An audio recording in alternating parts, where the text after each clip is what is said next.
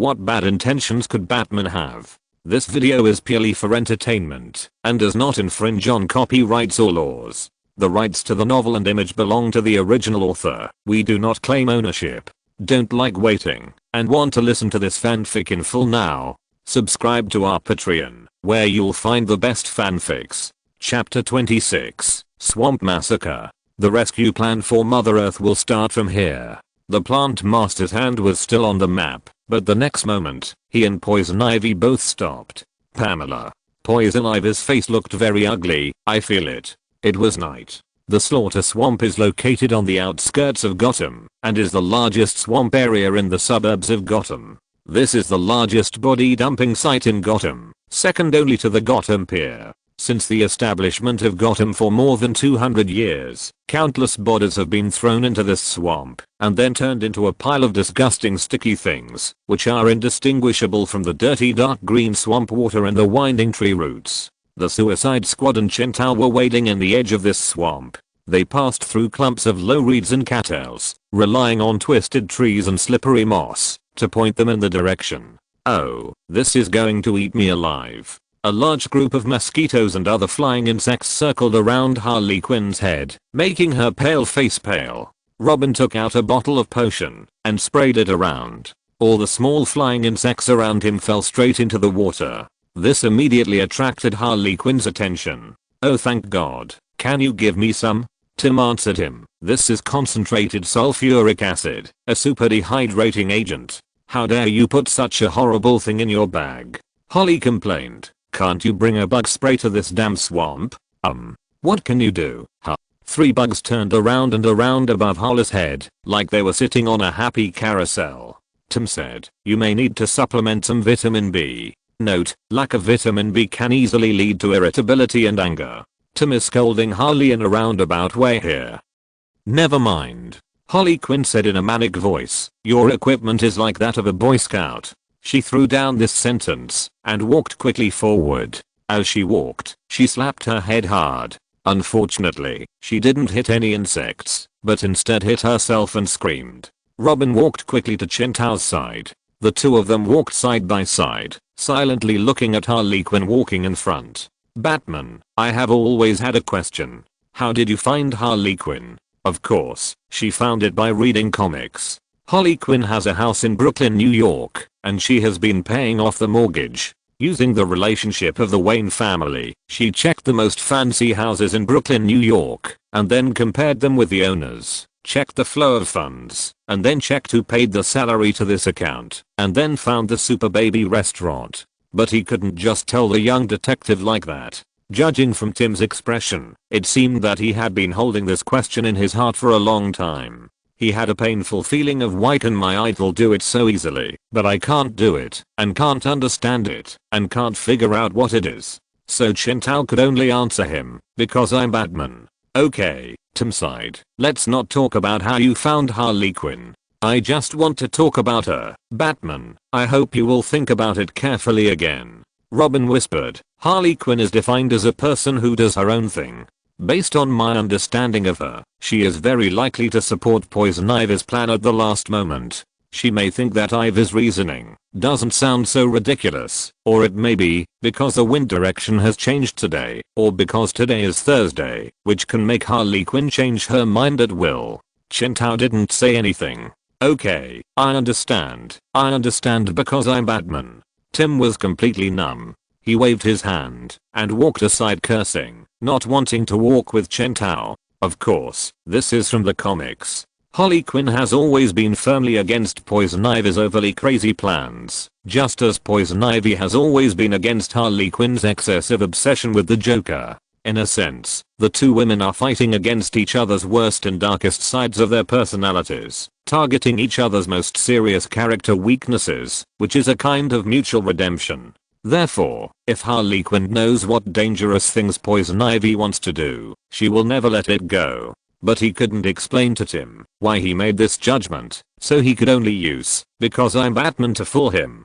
Dog welder, are you sure you don't need any other additional weapons? Ms. Vick said from behind. Among the candidates for this mission, whether it is Count Dizzy, Death Shooter, or Batman, they are all old friends she has dealt with before, but this strange guy who claims to be Dog Welder she has never seen before. Batman provided us with some strange equipment, right, Lawton? Death Shooter, who was named by him, hummed unhappily. Ms. Vick continued, freezing grenades, said to be technology from Mr. Freeze, fear toxin smoke bombs, one breath will scare you to collapse to the ground, supersonic rocket launchers, surge effect guns, and this, ionized radiation bombs. Count Vertigo had a blank expression, these things are meaningless. TSK. Death Shooter snorted coldly, but did not continue to speak. He knew the opponent. Count Vertigo was a pseudo-superpower who had an electronic device implanted in his right temple to disrupt the opponent's balance. For him, his battle was to use the small thing in his brain to disturb others. He looked down on hot weapons the most.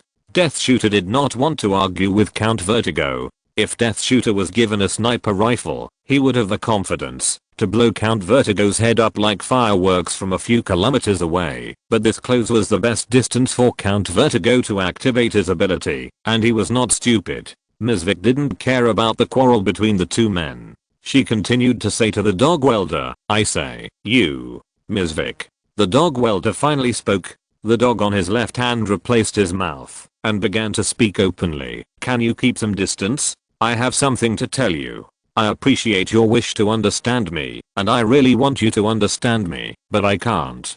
Because I have a brain problem. He said seriously, I have a serious brain problem, so, unless you can always remember the fact that I'm a pervert, when you are dating me in the future, it is better to stay away from me. However, these words obviously did not scare Ms. Vick. Just when she wanted to say something, Harley Quinn in front of her spoke. I think we are almost there. From what I know, I can bet you that poison ivy will turn bushes and trees into monsters, to serve as guard dogs, just like in Mr. Green Goblin. Harley Quinn said, I'm not kidding. Once she turned my cane and lollipop into a three-headed snake branch with the lollipop still in my mouth. I haven't eaten a lollipop since then. Then she stopped suddenly. I'm pretty sure that Red is here. Chapter 27 Weeding. They're coming. The plant master strolled out of the door of their cabin and onto the large bluestone outside. Professor Goldblum and Poison Ivy were at the table next to the large bluestone. The old professor was wearing a gas mask and synthesizing tubes of light yellow potions. I can feel it. Poison Ivy was clacking on the keyboard. They're getting closer. Poison Ivy picked up a bottle of potion and shook it, then shook it with a stirring stick and put it in the box. Can you stop fidgeting like that? I need to concentrate, she said. We won't have these instruments when we get to Louisiana. We have to hurry up and synthesize more raw materials. Hurry up, the plant master said in a muffled voice, and he sat down on a stone next to him. They're coming. We're here. Come on, take this road. Harley Quinn pointed to a log bridge that went straight through the swamp. I bet that across this bridge is Poison Ivy's base. Robin raised her leg and walked up, followed by Deadshot and the others, and Chen Tao looked at Harley Quinn meaningfully. Oh, really? Harley? You can meet Poison Ivy after crossing this wooden bridge. Ah, yes, yes. Harley Quinn nodded directly. Batman was still staring at her. What's the matter? Stare, ha ha ha. Chen Tao smiled inexplicably and also walked onto the wooden bridge, which made Harley Quinn breathe a sigh of relief. She deliberately hesitated and stood behind the bridge, then silently recited in her heart. 3, 2, 1, boom. Countless huge vines and tree trunks rushed out from the bottom of the lake, and the wooden bridge under everyone's feet instantly turned into a winding wooden trident snake, directly tying up everyone. Damn it, what's going on? All this happened in a flash, and the Deadshot subconsciously drew his gun and shot quickly, breaking 5 or 6 vines that stretched towards him, but he lost his balance because of the overturned wooden bridge under his feet, and was finally tied up tightly. Bus. Harley Quinn tumbled away from her original position with a few agile somersaults. Don't waste your energy, Count Vertigo. I know that your ability is more powerful the closer you are. It would be best if there were a solid with tightly arranged molecules to help you conduct the sound in your head. She pointed to the disgusting water source underground. But you are now separated from the water source, which is a good conductor of sound. At this distance, you can't do anything to me. Ms. Vick showed amazing flexibility. She shrank her body and dodged the attack of several vines. Then she joined forces with the Cheshire Cat. The two women flashed a few blades and the surrounding vines broke off one after another. But the next second, the wood under their feet taught them vividly what it means to have an old tree bloom. The two people whose feet were locked by the tree trunk were soon caught. Why? Ms. Vick struggled and was caught by the vines in front of a big tree.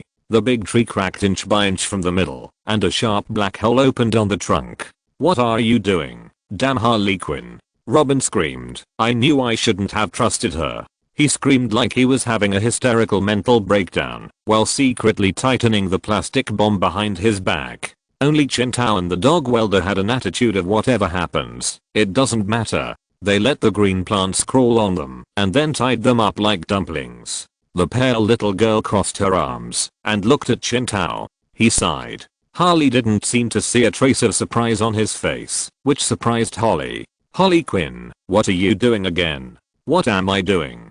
Holly suppressed the strange feeling in her heart and replied, it's just what you want, idiot. Because today is Thursday, and Thursdays are usually crazy. Poison Ivy and Plant Master, who felt that their traps were triggered, finally arrived late. Holly? Poison Ivy said in surprise. Harley Quinn came bouncing over and said in a sweet voice, hello, dear. I'm sorry to be hanging out with Batman, but I have to make these guys think I'm on their side so that I can lead them here and fall into your trap. You can continue with your plan. Great, huh? Poison Ivy walked up to her and looked at him blankly, as if she couldn't believe that Harley Quinn would say such a thing. But soon, she heard Harley leaning forward and saying to her, dear Padme, you should give up this crazy plan as soon as possible. It's really very unreliable. Don't turn us all into vegetarians. There must be other ways. You are now tampering with the ecosystem without the knowledge of humans. I'm sure that I can plead for you when you are tried because after all, your heart is just, even if you killed some people, but please give up the plan. Padme, little cutie, kiss baby please. Give up the plan. What? No. Harley, the earth is dying. I'm not destroying the earth. I'm saving it. Save the earth from those exploiters and users. Harley Quinn drooped her face. I've been surrounded by these humans all my life, but we can change them, prune them, shape them, like a gardener. I don't want to do that, but I have to do it. Harley Quinn cried and sighed deeply. Well, you can't blame a girl who once tried. She jumped back, and two weed-killing micro capsules flew out of her hand, landed on the trap, and exploded directly. The huge trees overturned with wailing, and Ms. Vick and Deadshot escaped. Poison Ivy, sluggish point JPG Harley's series of back and forth jumps confused her. These are special specific herbicides. You gave them to me, remember? Little Red. Harley Quinn said, I still think I should help them, because of the lollipop incident. Then she was immediately strangled by Poison Ivy. I thought we were friends. Little Red, friends can't let friends kill 7 billion humans. You. Uh-oh. Harley Quinn saw Poison Ivy raise her fist. Bang. Harley Quinn was hit in the eye by a punch and immediately became anxious. Xiaohan. I'm helping you. Then the two women started fighting. Plant Master also rushed over.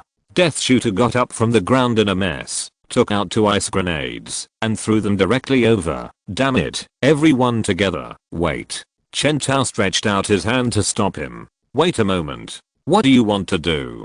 Death Shooter was speechless. He saw the 2 frost bombs fall on Plant Master. In a violent explosion, countless frosts were created out of thin air, but these frosts disappeared immediately in a very short time, and did not cause any harm to Plant Master at all. Wait a moment. Do you remember? Herbicide. What do you mean? Before Deadshot could react, it started raining. In an instant, countless trees melted under the light green rain, and holes were corroded on the body of the Plant Master, who screamed at the top of his lungs.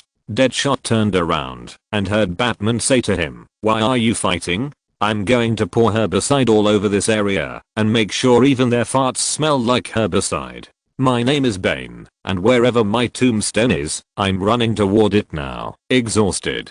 While I'm chasing lightning, putting out fires, and exhausting myself, Batman is gathering his strength, enjoying the spectacle, waiting at its center, waiting to defeat me at my grave. I know I should go after the man behind the scenes, the grim central figure around whom all things are aging, Batman. But if I want to reach him, I must face the storm in the middle of it. I'm Bane, and I'm on the move. There's no time to lose, no time to delay. Thanks to Superman for the 100 starting coins for the reward QWQ. If you're listening to this novel on a channel other than Fanfic World, it means they downloaded and uploaded it without effort. We cordially invite you to visit our channel, Mundo Fanfic Novelos. There you'll find the original version of this story and you can explore many other novels of various genres. We're waiting for you to immerse yourself in a world of incredible novels. Chapter 28 Chaotic Fight. Alfred was flying a Bat stealth fighter, hovering over the slaughter swamp. He set the plane to autopilot mode, and then poured himself a cup of coffee out of boredom. Ding ding ding. Hearing the message, Alfred walked to the screen, and looked at it, then stretched out his finger, and pressed a button. Soon, a voice came from the Bat computer. The herbicide has been deployed. Ugh. The plant master bent down, and vomited a large lump of green and sticky stuff. His body was bumpy, but it was gradually repairing. The plant master was not a fool, and he soon realized the solution. He saw that layers of trees quickly condensed on the surface of his body, forming a hardwood armor on his body. The green herbicide dripped on his body, and could no longer corrode the delicate leaves. After all, the effect of the saltwater herbicide was not strong enough. Chen Tao sighed. Unfortunately, it's not that he doesn't want to use strong herbicides like acetic acid, cuprous oxide or glyphosate, but once the concentration and quantity of these chemicals increase to a certain level, they will all cause fatal damage to the human body without exception, and will also cause inevitable and even irreversible damage to the environment and water sources. There are not only friendly forces in this area, but also a hostage like Professor Goldblum who is controlled by the hypnotic kiss of poison ivy. Chen Tao is not a Russian rescue team. So, Chen Tao shook his head. Do it. Yes, Batman. So, the plant master, who stood up from the ground with his head covered, turned his head, and saw the crowd gathered. Hehe. Hehe. Hehe. The dead shooter has armed himself to the teeth with high-tech weapons. The Cheshire Cat holds an ultrasonic rocket launcher. Count Vertigo taps his temple with his hand and slowly approaches. Mizvik is standing on a tree, holding a surge effect gun. Wait. Standing on a tree. The battle started with Mizvik's violent screams as she was pulled up to the sky by a vine. Ouch. Poison Ivy slapped Harley Quinn twice, punched her left, punched her right, and kicked her up. The next second, Harley Quinn grabbed her thigh and threw her to the ground. The two girls hugged each other.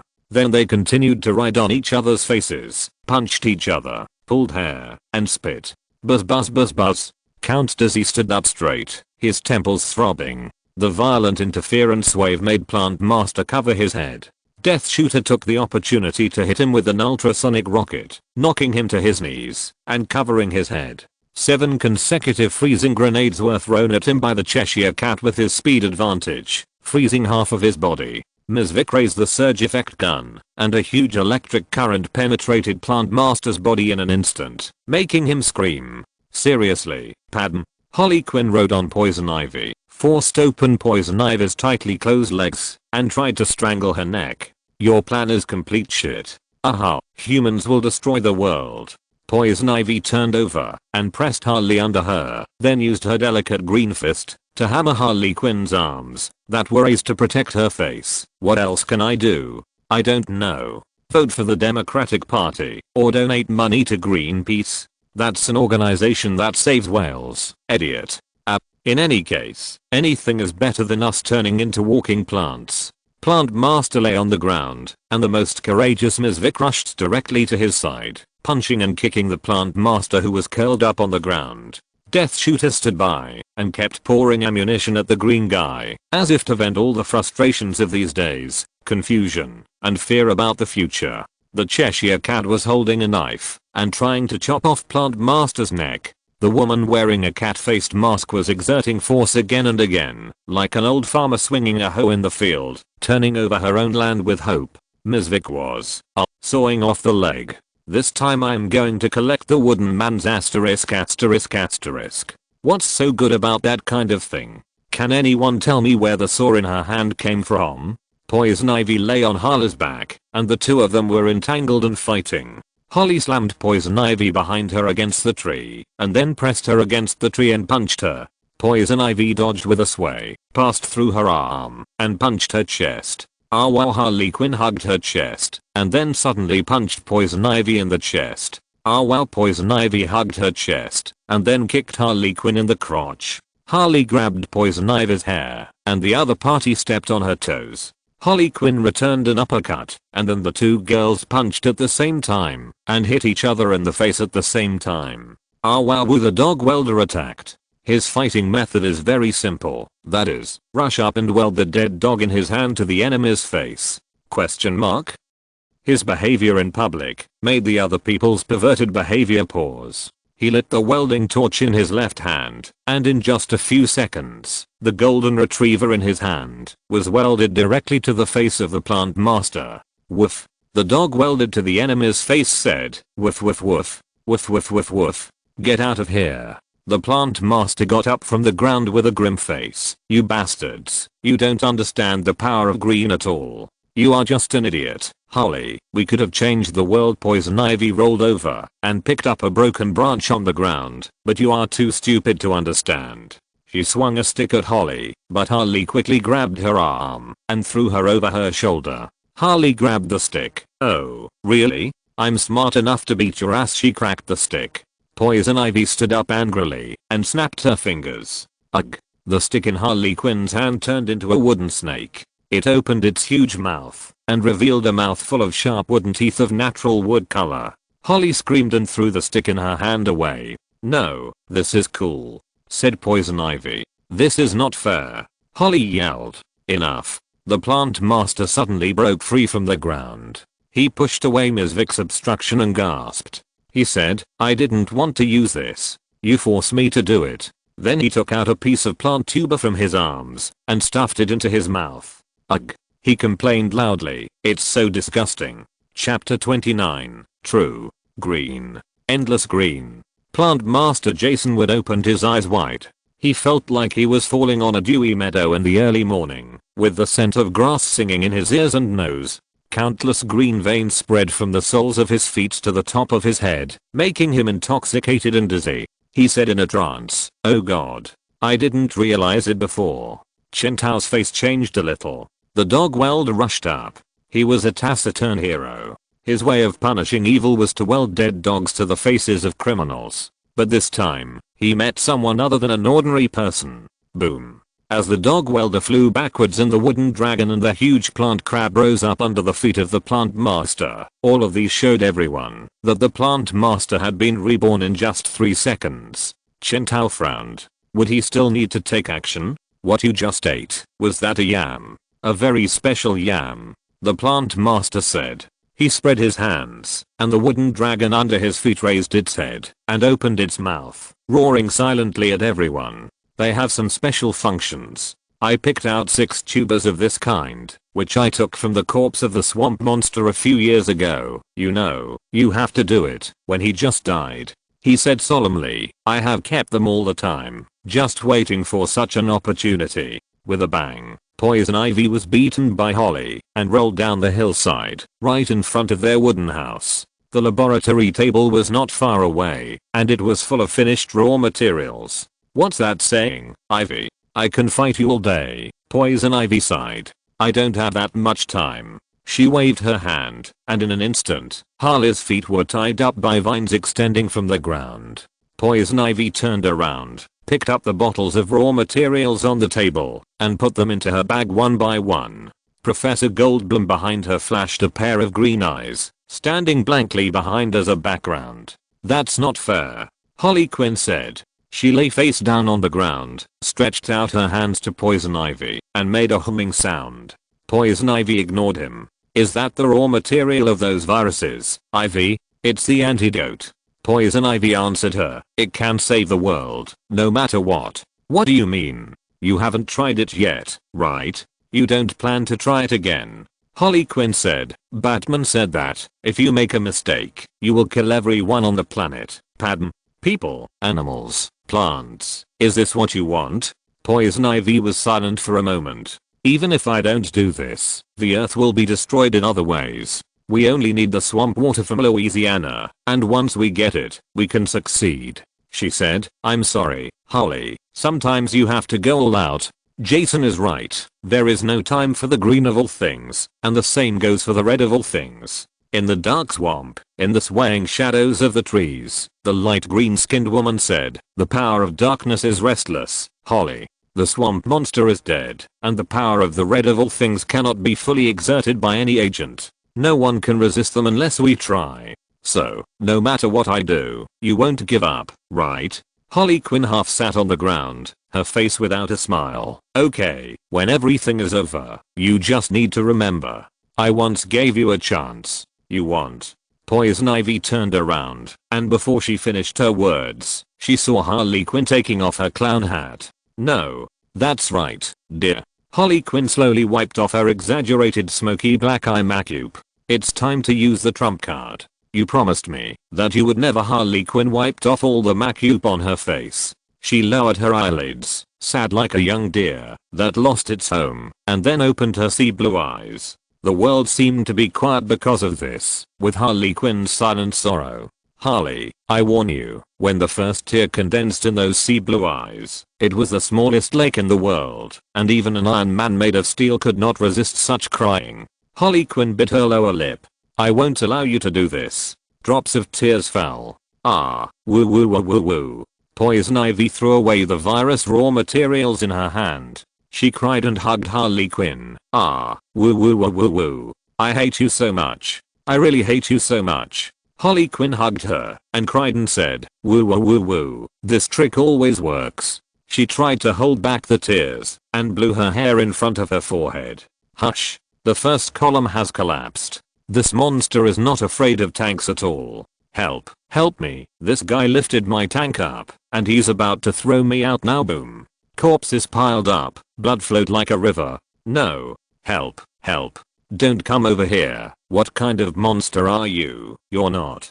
Before the soldier could finish his words, he was grabbed by the shoulder by Bane. Bane exerted force expressionlessly. Swish. Blood splattered on the spot, and the soldier was like a peeled banana.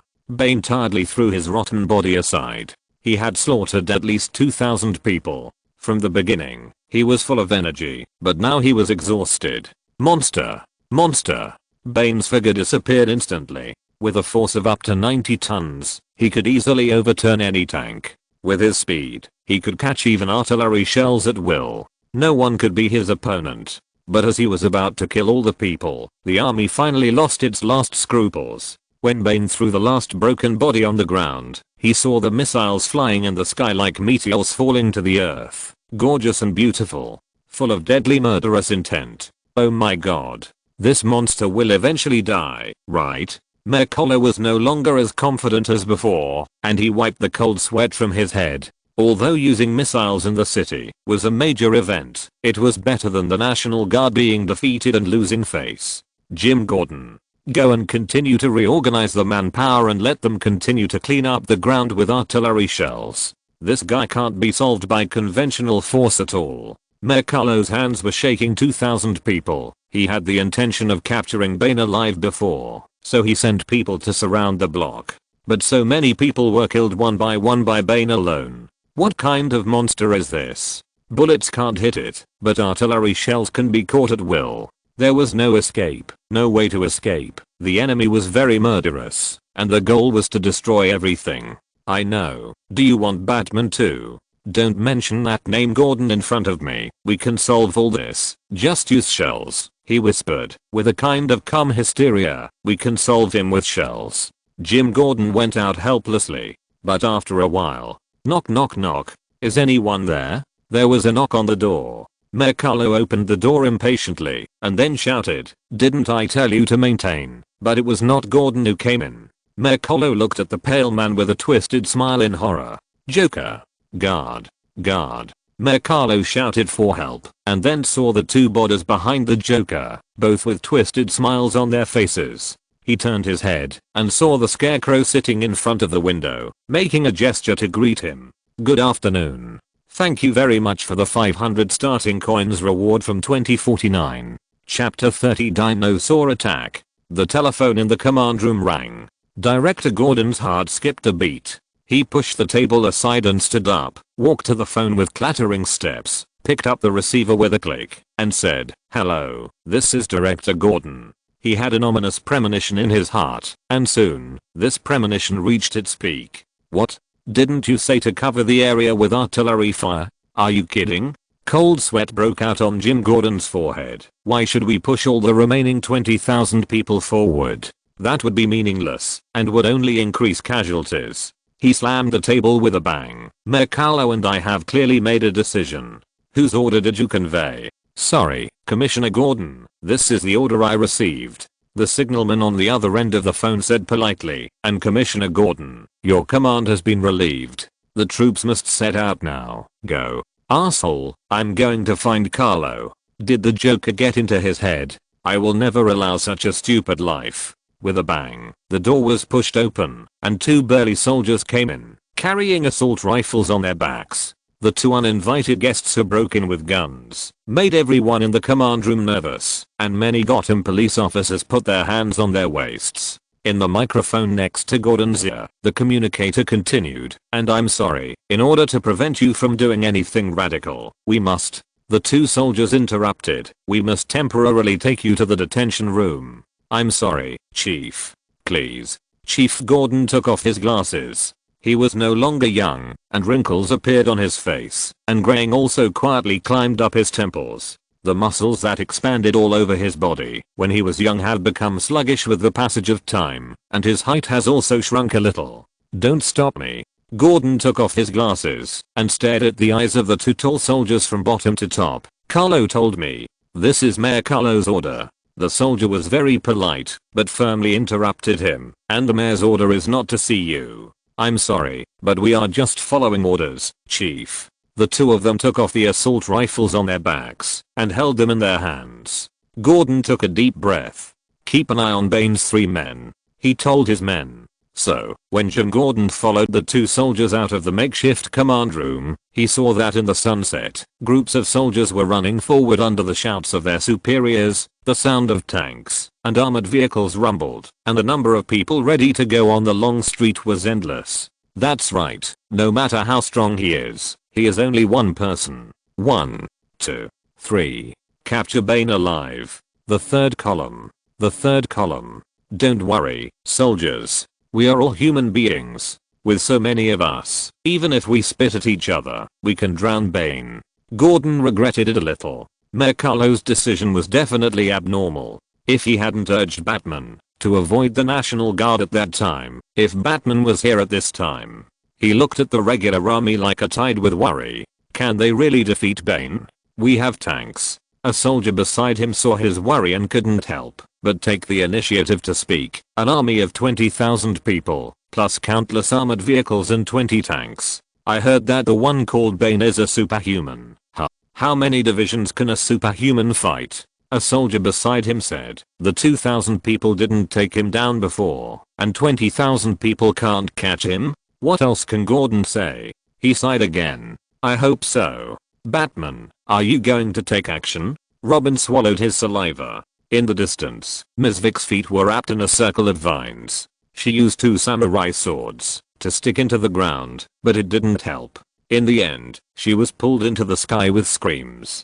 The dog welder rushed up, holding tightly in his hand the dead dog he had taken out from somewhere. But the next second he was knocked away by the plant fist rising from the feet of the plant master, rolling dozens of times on the ground. His limbs twisted, but the next second he got up, as if nothing had happened, and continued to rush up. Robin whispered to Chen Tao, "Don't think I don't know." Originally Robin wanted to say, "Don't think I don't know that you can turn into a dinosaur in the car now," but he soon realized that the Batman in front of him was not the Bruce Wayne he knew before, who was good at beating others, but a completely new personality. So he changed his words and asked, "Do you plan to do it yourself?" On the other side, the plant master took another bite of the swamp monster's tuber, and countless trees and herbs were frantically gathering towards his body and then becoming part of his body. His body, which was originally nearly 2 meters long, was gradually expanding and becoming more and more inhuman. Chen Tao thought for 0.1 seconds, and then said decisively, "I'm not good at fighting in my life. Help, Batman. If you don't come to help me, I will die. In hell, I will curse you for the rest of my life." The Cheshire Cat, with the help of Counts Dizzy and Deadshot, fought against the plant master alone, and he really couldn't hold on. Seeing Batman and Robin standing by leisurely, pointing and talking, whispering to each other, and laughing from time to time, just like elementary school students on a spring outing, she couldn't help but get angry. "I'm going on strike," she yelled loudly. "I'm a cat,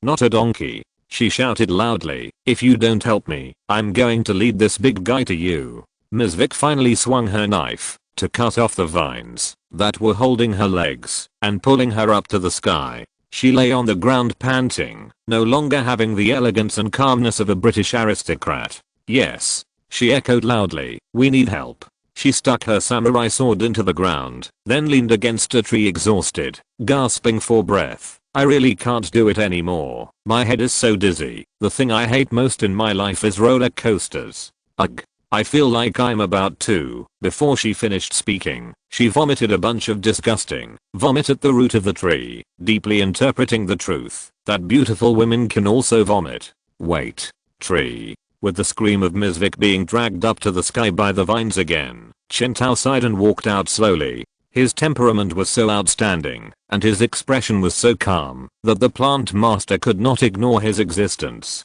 The plant master stopped the action in his hand. He ignored the Cheshire Cat who was hiding and gasping for breath, and stared at the man in front of him. "Alas, why do I have to take action every time?" Chen Tao sighed. He took a step. In an instant, silver white illusory particles roared and groaned on his body, and his body suddenly rose in an instant. Second step. Sharp teeth and claws replaced the ordinary limbs, and the silver white particles rolled back, casting golden armor on his arms. Third step. A green bat-like dinosaur appeared in the position occupied by Chen Tao just now, roaring to the sky. This scene, which was like the transformation of the Golden Saint Seiya, stunned the plant master, so much so that he didn't have time to attack while transforming. Red of all living things? Chapter 31 Plant World. The plant master shook his head. It made no difference to him whether the other party was the spokesperson of that power or not. Anyone who prevented him from saving the earth and the world was his enemy. In order to save the world he loved, for world peace, to defeat the evil darkness, and to defeat the decaying death, Jason Wood was willing to give everything. Stupid guy. The power of the green of all things surged in his body, and the majestic vitality was like the Amazon River rushing into the embrace of the Atlantic Ocean. You don't understand what we are facing at all. The darkness of decay is coming, the ultimate death, the ultimate decay. I have to strengthen the power of green of all things. I apologize for invading the territory of red of all things, but I will never stop my actions. Plant Master said, this is the last way to save the entire earth from decay and death. Only green of all things can save. Red of all things has no intention of pursuing your actions. He heard the big green dinosaur in front of him say, this is just a fight between us. I just want to beat you to death now, or be beaten to death by you. The temperament of the green dinosaur became more and more stern. When he confronted Plant Master, it seemed that there was an invisible electric current in the air. Red and green. Plants and animals. The battle of ideas, the battle of beliefs, is about to break out. Deathshooter's face was a little strange. Why did he always feel that this scene was a little familiar? He glanced at the dignified Count Dizzy next to him. He seemed to be completely intimidated by Batman and Plant Master. Then Deadshot looked at the Cheshire Cat squatting beside him, panting, and the dog welder lying on the ground with his limbs twisted. The sense of deja vu became stronger and stronger. Ms. Vick flew over his head, still struggling with the vines. These trees were set to automatic attack mode by Poison Ivy, and they did not need the manipulation of the Plant Master at all. But after all, not every tree was set up with this automatic attack trap. Ms. Vick encountered it every time, but she was just unlucky. Deadshot saw that the dinosaur transformed by Batman and the plant master were getting closer and closer, and Chen Tao was getting closer and closer to them. The plant master's momentum was rising. He was going to attack. He opened his arms. He was mobilizing as many permissions of the green of all things as possible to manipulate more plants. Then Chen Tao reached out his hand, and with his left hand he grabbed the confused Count Dizzy like a doll, and with his right hand he picked up the dead dog like Dog Welder and Cheshire Cat, and then clamped the Death Shooter under his ribs, and with his legs together, he turned into a wheel. Fuck, you're coming again. You, woo woo woo. The Death Shooter was caught off guard, and his head was stuffed into Chen Tao's armpit, and he almost fainted. The green dinosaur started its motor, and it quickly disappeared into the woods with the plant master chasing behind it. Poison Ivy and Harley Quinn hugged each other, tears in their eyes, and the years were quiet and good. They couldn't help but look at each other and wipe the tears from each other's faces. Their lips got closer and closer, closer and closer, closer and closer. Boom. A green Tyrannosaurus Rex smashed the tree blocking the road in front of it into two pieces with one head, and behind the dust and fallen trees, the plant master driving the wood dragon and the tree crab followed closely behind. Whenever they passed by a tree, it was either knocked down by the dinosaur, or manipulated by the plant master, to become a member of the power in his hands. The big green dinosaur finally saw the two people hugging each other, and his eyes suddenly lit up.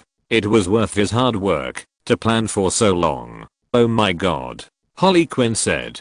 Pamela, you're done. The plant master came out from behind the tree and said halfway when he saw the two people hugging each other. The two pairs of eyes blinked at him, which made him stunned. His face darkened, and the leaves on his face began to turn a thick dark green. So, this is where your loyalty lies? Like an incorrigible meat bun? The big dinosaur that Chen Tao turned into ran behind the two girls and returned to human form. Great, Harley, you convinced her. Come on, Ivy, it's decided to be you. Go and teach your old friend a lesson. Robin and Deadshot were dizzy from Chen Tao's fall, and they staggered to their feet. We can't do this, Jason. Poison Ivy stood up. If we make any mistake, the entire earth will be destroyed, and even if the swamp water in Louisiana leads to our success, such an action will almost devastate the power of the red of all creatures. Do you really think that green can be enhanced to the point where it can fight alone? Anne? Yes. As long as the green of all creatures is enhanced to a sufficient degree, it is completely possible. Plant Master refuted her even louder. I would rather try it. Well, I quit. Poison Ivy said. Plant Master was silent. What a pity. The next moment, he opened his palm. Boom. Boom. Boom. The earth was shaking. Giant hands made of countless plants broke through the surface of the earth. It was just like the giant pea vine connecting the ground and the sky in a fairy tale. Everyone looked up blankly and saw the shadow cast on their faces. Countless strange shaped plants, piranha plants, painful trees, wolf's bane, weaved a dark cloud above everyone's heads, like an upside down mountain. Then, the sky fell. The countless plants rolled down, rushing like a waterfall, and collapsing towards everyone, just like the earth was a piece of rag, cut off and turned over to cover other people's faces. No. Death Shooter screamed. He felt that he was about to have a nervous breakdown. But the next second, the plants that rolled back in the sky stopped in an instant. It was Poison Ivy. The smile on the face of the plant master froze. Impossible. I have clearly eaten the tuber of the swamp monster. Hehe. Poison Ivy's face was covered with cold sweat, and her teeth were chattering. Stop him. Xiana hung. Harley Quinn's encouragement gave her strength. Poison Ivy's eyes were green and her red hair was fluttering. Who do you think I am? The plant master tried his best. His dark golden eyes almost popped out of his sockets, but the plants in the sky were still pushed back little by little under the power of Poison Ivy. Tick-tock. A drop of sweat dripped from Poison Ivy's chin to the ground. Click. Everyone heard the deafening sound, and everyone looked at Poison Ivy in disbelief. The red-haired plant witch walked towards the plant master step by step. With every step she took, the plants controlled by the plant master collapsed. Her movements were difficult, but she oppressed the plant master so much that he had no power to fight back. She stretched out her hands and grabbed the green veins that did not exist in the human world. Here, the plants collapsed, the green rolled back, and the plant master retreated in horror. I'm Ivy, I'm poison ivy, and the plant world belongs to me. Sizzle. All the plants broke into pieces in an instant, and then disappeared in the air. Poison ivy stood breathlessly in front of the shocked plant master, who was speechless.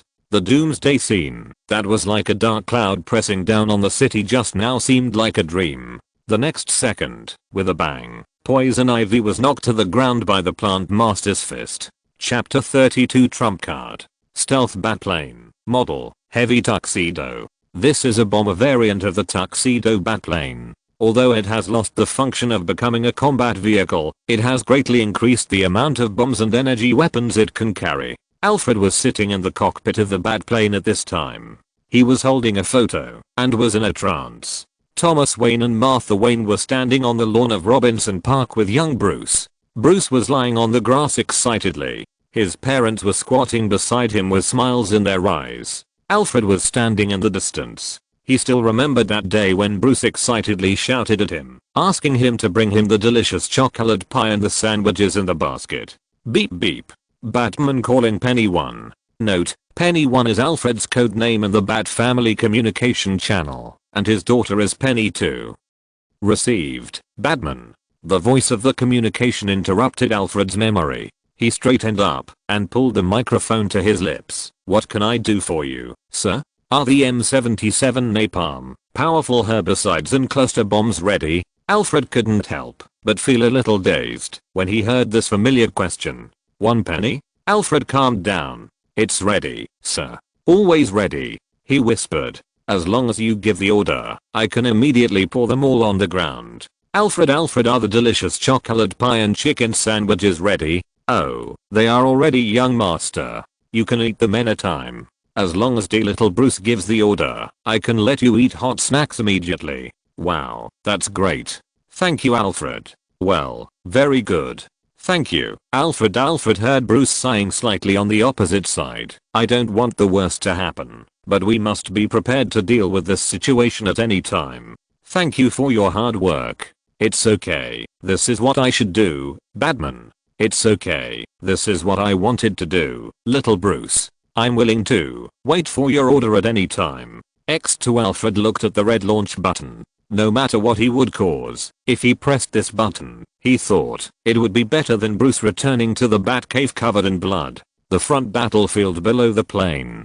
Chen Tao looked ugly. That's it? He went to great lengths to find Harley Quinn, because he was sure that she could change Poison Ivy's mind. According to normal circumstances, Poison Ivy's ability to control plants is almost the same as that of the Plant Master. With the addition of his group of mercenaries, it should be more than enough to deal with the opponent. Unexpectedly, Poison Ivy's ability to control plants is stronger than Chen Tao imagined, and she almost completely suppressed the opponent. But she was too reckless, and walked directly to the opponent's face, and was taken away by a punch. Harley Quinn ran over, and helped the unconscious Poison Ivy up from the ground.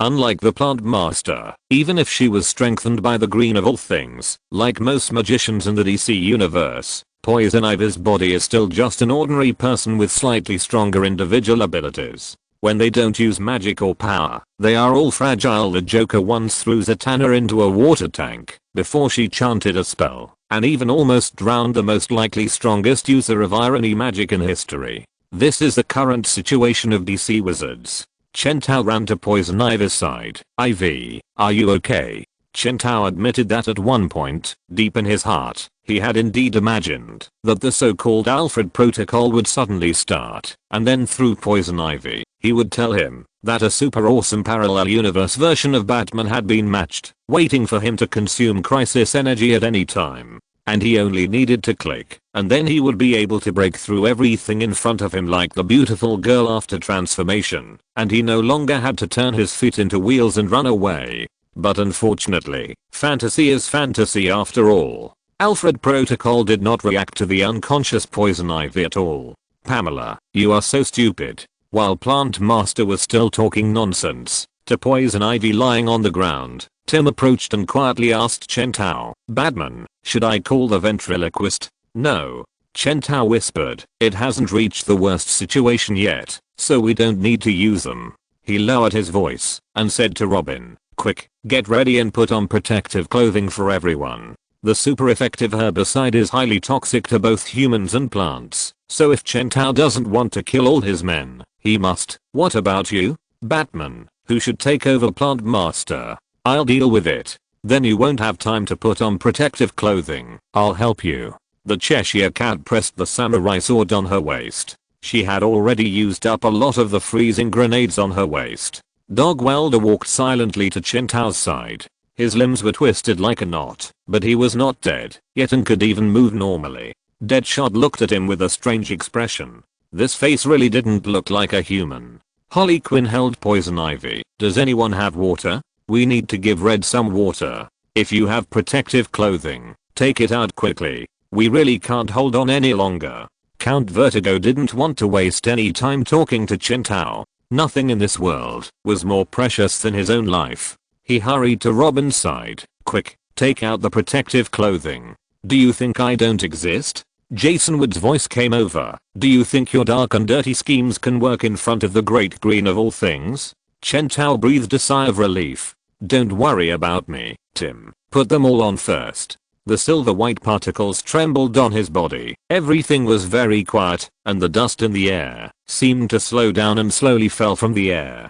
Chen Tao raised his eyes, and his cold vertical pupils met the dark golden inhuman pupils of the Plant Master. Roar! The huge green dinosaur let out a high-spirited war roar and pounced on it fiercely, with its fangs and sharp teeth open, driving an invisible resonance in the air. Boom! As the Plant Master raised his arms, the layers of huge plants rolled back again. Flames spurted out of Chen Tao's buttocks, and the liquid nitrogen jet fired from his tail, bouncing him high up and crashing into the huge tree that rose from the ground.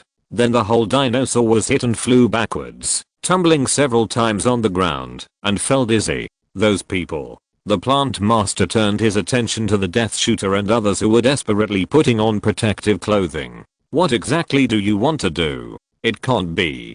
Then the next second he heard Chen Tao shouting at the top of his lungs, "One penny. Hurry up and start." Chapter 33 Laughing Gas. The National Guard's Operations Command Room. Mayor Carlo sat in his seat in fear. Scarecrow. The clown looked at the Scarecrow in surprise and joy. What a strange surprise. The Scarecrow fell silently from the windowsill. He was tall and thin, like a big bamboo pole that could walk, but his movements were unexpectedly agile. "I'm offended, clown. When you have a master available, you went looking for amateurs in the kingdom of fear."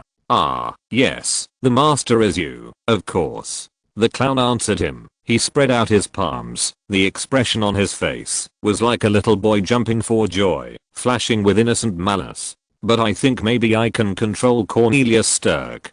Note, the supervillain ogre first appeared in Detective Comics 592. "You are so wrong. Bad choice, Joker." Scarecrow's voice sounded a little sharp under the respirator. "This makes me angry. In fact, I would like to give you a dose of my fear." "Then give it a try, Scarecrow. I will definitely find this experience interesting."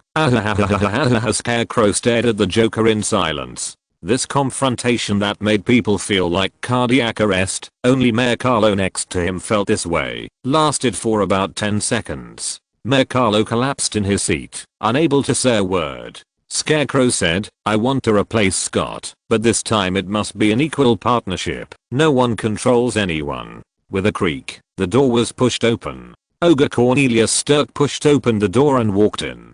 "Damn it, Scarecrow," he said in surprise. "Why are you here?" "Strike." The Joker greeted him like a junior high school girl and said, "Where is Captain Steve who I asked you to kidnap?" "Here." The ogre took out a large piece of red thing from his back and a bunch of other red messy things and ate them in front of the Joker without a care. While eating his snacks and desserts, he said vaguely, "That Captain, adrenaline is very good. Well, it's a bubbling and delicious stressor hormone, which fully satisfies all the natural ingredients needed for an organic fear stew." "No, you idiot." The Joker grabbed his scalp in despair. "You illiterate. You should kidnap him, not kill him." He lowered his head and slapped his ears left and right. "Fuck you, you bastard. You shouldn't use Scott. He's too unstable. After all, you're a lunatic." "Ahahaha.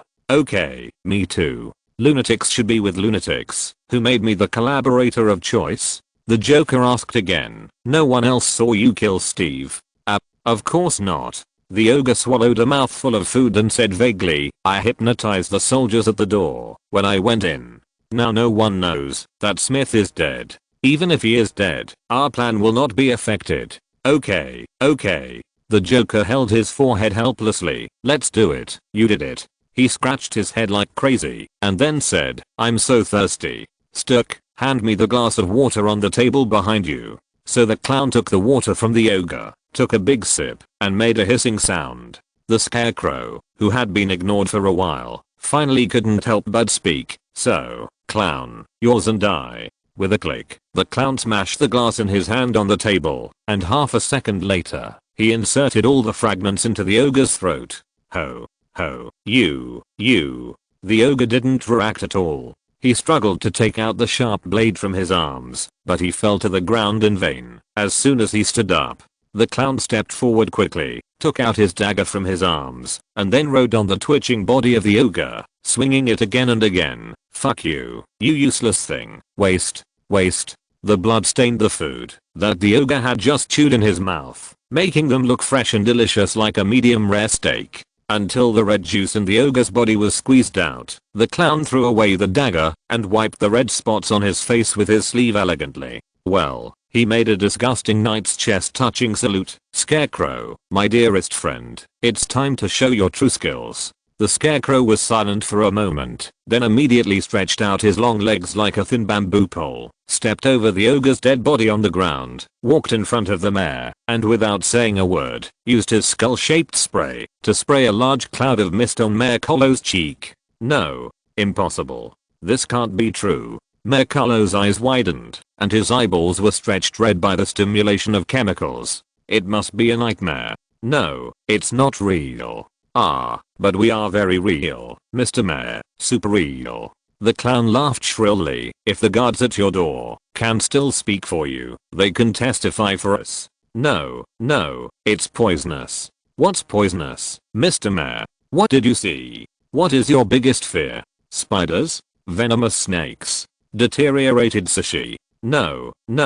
Under the effect of fear toxins, Mayor Carlo trembled all over, like a baby who couldn't take care of himself. Snakes are poisonous. The Scarecrow came close to Mayor Carlo. Mayor Carlo was horrified to see two poisonous snakes crawling out of his eye sockets, but the Scarecrow acted as if nothing had happened, as if he hadn't seen the two poisonous snakes at all. The whisper of the Scarecrow rang in his ears. Snakes, Mr. Mayor. Pythons, VIPs. Their rapidly moving forked tongues prick the throbbing soft flesh of your throat, licking it, just to quickly pierce, with their hooked, hollow fangs. Please, I beg you, what on earth do you want to do? Well, Mayor Carlo the Joker said, it's time to use your influence. Dance lightly under the fiber optic lights, and bring this dark city to its knees. He laughed wildly, just like a mischievous child who said the answer to the riddle. The despair, anger, fear, and finally the helpless expressions on other people's faces were his greatest reward. In addition to sending all 20,000 people to the battlefield, I have a special laughing gas gift to give to Bane as a small revenge for him taking away our Batman's favor. Burnt and battered, with a broken rib, almost exhausted, never felt so haggard, so bad. But I'm not dead yet. Bane lowered his head and looked at the increasing number of enemies spreading towards him. Venom input, maximum power. Start. Chapter 34 Good Teammate. The solvent made from reed roots can kill any plant. When Chen Tao transformed from the Batmobile back to human form, he saw the plant master who had been so arrogant just now lying peacefully on the ground and sleeping soundly, as quiet as a baby. It's over, he said. Everyone was exhausted. They surrounded the unconscious Poison Ivy. Harley was bandaging Poison Ivy's wounds with tears in her eyes. Although Poison Ivy, who was just knocked unconscious, had no obvious wounds on her body and did not need to be bandaged, Harley obviously did not think so. Deadshot and Cheshire Cat stood together, panting, and carefully took off their protective suits stained with green solvent. It's really terrible, Batman. If you can pour that kind of acid rain here directly, why don't you pour it down from the beginning? Even if we want to save that professor, we can obviously save him and run away, and then pour herbicide here. Why bother to engage in a head-on confrontation? Death Shooter silently kept it to himself. With his personality, if it was any other employer, he would have cursed directly, but facing Batman, he didn't dare to say these words out loud. Wait. Death Shooter suddenly realized a question. Batman, is he a fool? Death Shooter looked at the surrounding swampland forms. Almost all the plants around here died. 2 waves of herbicide were continuously applied. If the saltwater herbicide at the beginning still had a chance of survival, the reed root solution was simply sulfuric acid for these plants. Even a tree made of iron could not withstand such destruction. Poison Ivy was unconscious. She was hit by the plant master head on without any defense. It seemed that she was completely shocked. Deadshot didn't think the other party could wake up in a short time. Everyone's attention seemed to be focused on Poison Ivy, and at least at this time and place, the power of the green of all things has fallen to the lowest point. Chen Tao thought silently. He seemed to turn around and walk towards Poison Ivy, leaving the plant master behind, but he silently observed the positions of others. Deadshot and Cheshire Cat stood together, and the two stood together in the distance. Dog Welder was sitting on the ground, straightening his twisted limbs. Count Dizzinus stood next to Poison Ivy and said to Holly, if you want to wake her up, I think you should. Could it be him? Could it be him? Could it be Count Dizzinus? No. There is another candidate. Chen Tao slightly turned sideways and saw Miss Vic coming out of the woods from the corner of his eye. The beautiful mercenary from England looked exhausted. A circle of dark red marks appeared on her agile and white thighs, like a plastic bottle falling on the white snow after the snow in early January. On her blonde head with an eye mask, the big blue eyes on her beautiful face showed deep fatigue, as if she was lamenting her unlucky mercenary career. This lady, who had been playing soy sauce and slacking off from the beginning of the battle, the most unlucky in the least sense of existence, just walked to Chen Tao and saw the plant master lying on the ground. Well, you have come to this day. She ran to the side of the plant master quickly, looked at the motionless plant master with her eyes as quiet as a spring, and then kicked the other's body full of holes. I'm about to be tortured to death by you, you damn green, dirty and smelly vitality. She kicked the other's body one by one, and Chen Tao watched her performance indifferently. The attention of others was attracted by Harley Quinn, who was screaming and shouting. Only Deadshot looked at Poison Ivy on the surface, but actually put his hand on the gun silently. How disgusting. How disgusting. You disgusting green. The beautiful and elegant English noblewoman vented her anger without any image. I want to vomit when I see you. Once, twice, 3 times. Gurgle. One of the beautiful woman's eyes suddenly fell off, and the ventricles of the eyeball were stretched out like a spider web, barely sticking to the eyeball. Half of her white and tender face collapsed like melted wax, revealing the dark red muscles inside that were rotten and smelly. Her feet kicked back high, and at that moment they turned into some kind of sharp insect-like limbs. This time, it was no longer the woman's soft and charming voice, but a mixed with multiple reverberations, full of hysterical hatred, and a howl like a night owl. I really want to kill you. No one seemed to react to this shocking change. One by one, canine teeth like goat teeth burst out from the mouth of the monster covered in a woman's skin. The human skin was torn, and it was about to pounce on the immobile body of the plant master. This was the opportunity he had been waiting for a long time, and then swish, swish, a huge electric current ran through his body in an instant, and he staggered back 2 steps. What's going on, you swish? Exclamation mark. The frost from Mr. Freeze exploded on his body, solidifying the half of his body that had not yet launched an attack, followed by a violent explosion of flames from his chest, white phosphorus piercing through the flesh, burning the other half of his body into a torch. The monster rolled and jumped, and fell to the ground, rolling all over. Impossible. What's going on? How could you? Has anyone told you, never take Batman's Batarang? In the blazing flames and the chilling cold, the monster's dark grey eyes, like those of a dead person, no, or rather, the pupils of a dead person, stared at another monster with an indifferent expression. Since you can't even take Batman's darts, how can you have the courage to take the weapons Batman gives you? Deadshot wanted to throw away all the weapons on his body. When he thought about running around with so many deadly things, he felt his calves trembling. No wonder Batman strongly demanded that every one of them be armed to the teeth. Even Dog Welder and Count Dizzy, two players who were not good at using hot weapons, were forced to hang some explosives and grenades in the name of increasing the ammunition reserve. It turns out that they are all waiting here. He knew that Batman had bad intentions, but no matter how much he underestimated Batman's moral bottom line, he still couldn't think of this. We are teammates, right? Is it reasonable to install self-destruct countermeasures directly on the weapons given to teammates? Batman, are you ready? You can do it at any time. Kill your teammates. Let me see. The surge effect gun. Freezing grenade. Small flamethrower pistol. And ultrasonic rocket launcher. Chen Tao snapped his fingers, and the next second, the rocket launcher exploded on the monster's body, and the violent ultrasonic wave shattered half of his cheek. Stupid guy. Why didn't you ever suspect that these weapons were so heavy? You didn't notice anything. You are stupid. Just like now, why didn't you notice that there was a carefully buried soybean seeds?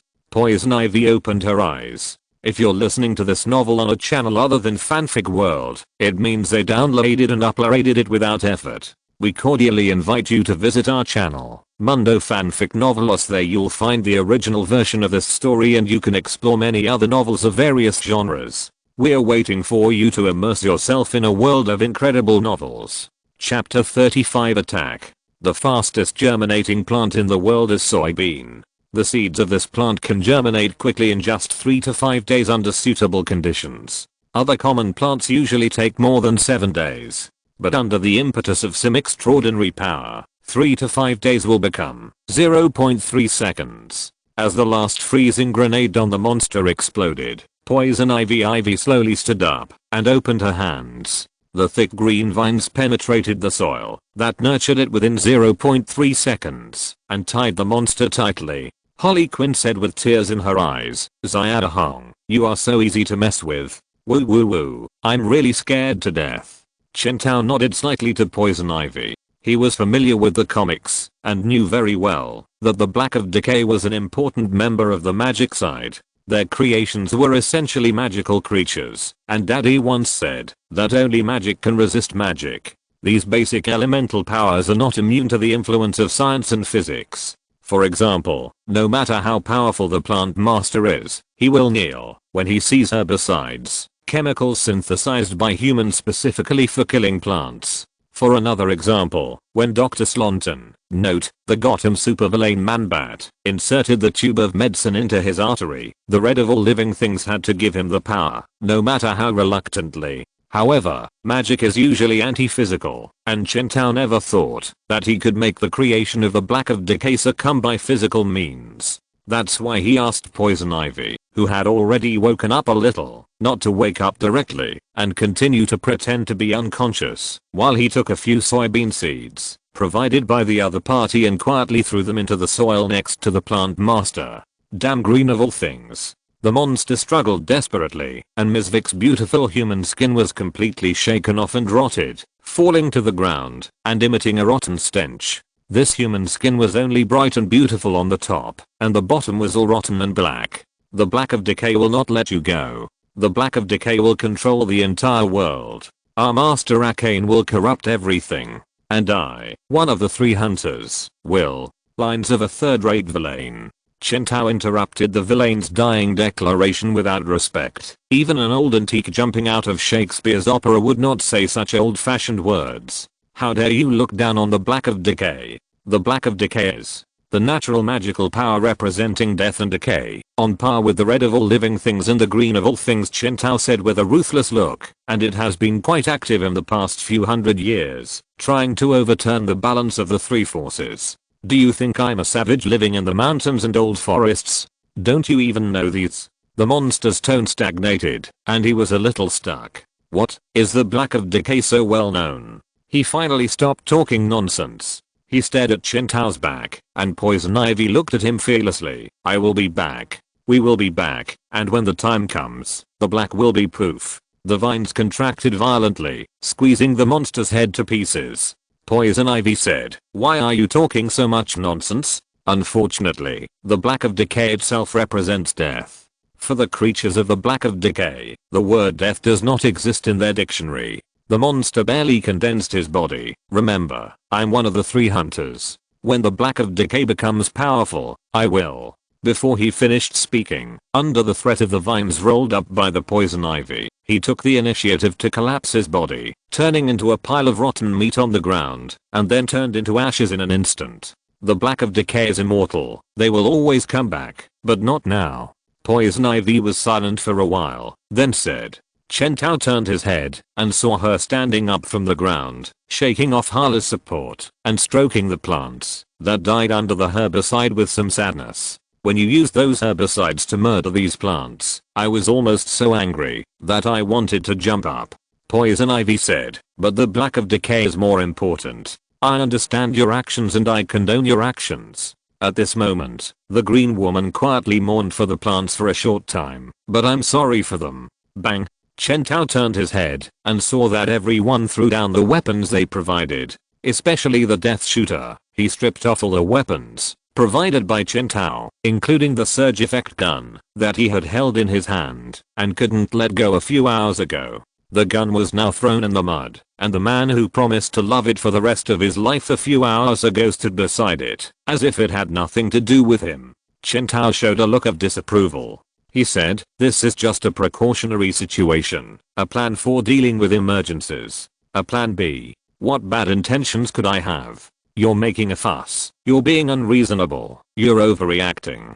While saying pick up your weapons quickly, he activated his money ability, so a few minutes later everyone was wearing their deadly weapons. Looking at the dead plant master lying in front of him, and Poison Ivy busy restoring the greenery of the area, as well as the messy but settled battlefield, Chen Tao breathed a sigh of relief. If there are no accidents, things will finally be over. I wonder how Gordon is doing. Raw. Venom has a maximum power input. In essence, venom is not a one-time drug that you inject into your body and that's it. It is a cocktail of poisons prepared by scientists, composed of greatly enhanced male hormones and a highly addictive synthetic steroid, as well as many different types of neurostimulants. The effect is so strong and fast that it is far superior to other drugs. Bane's subordinate zombies built a venom circulation system for him, allowing Bane to incorporate this venom into his blood circulation system and continuously absorb strength from it.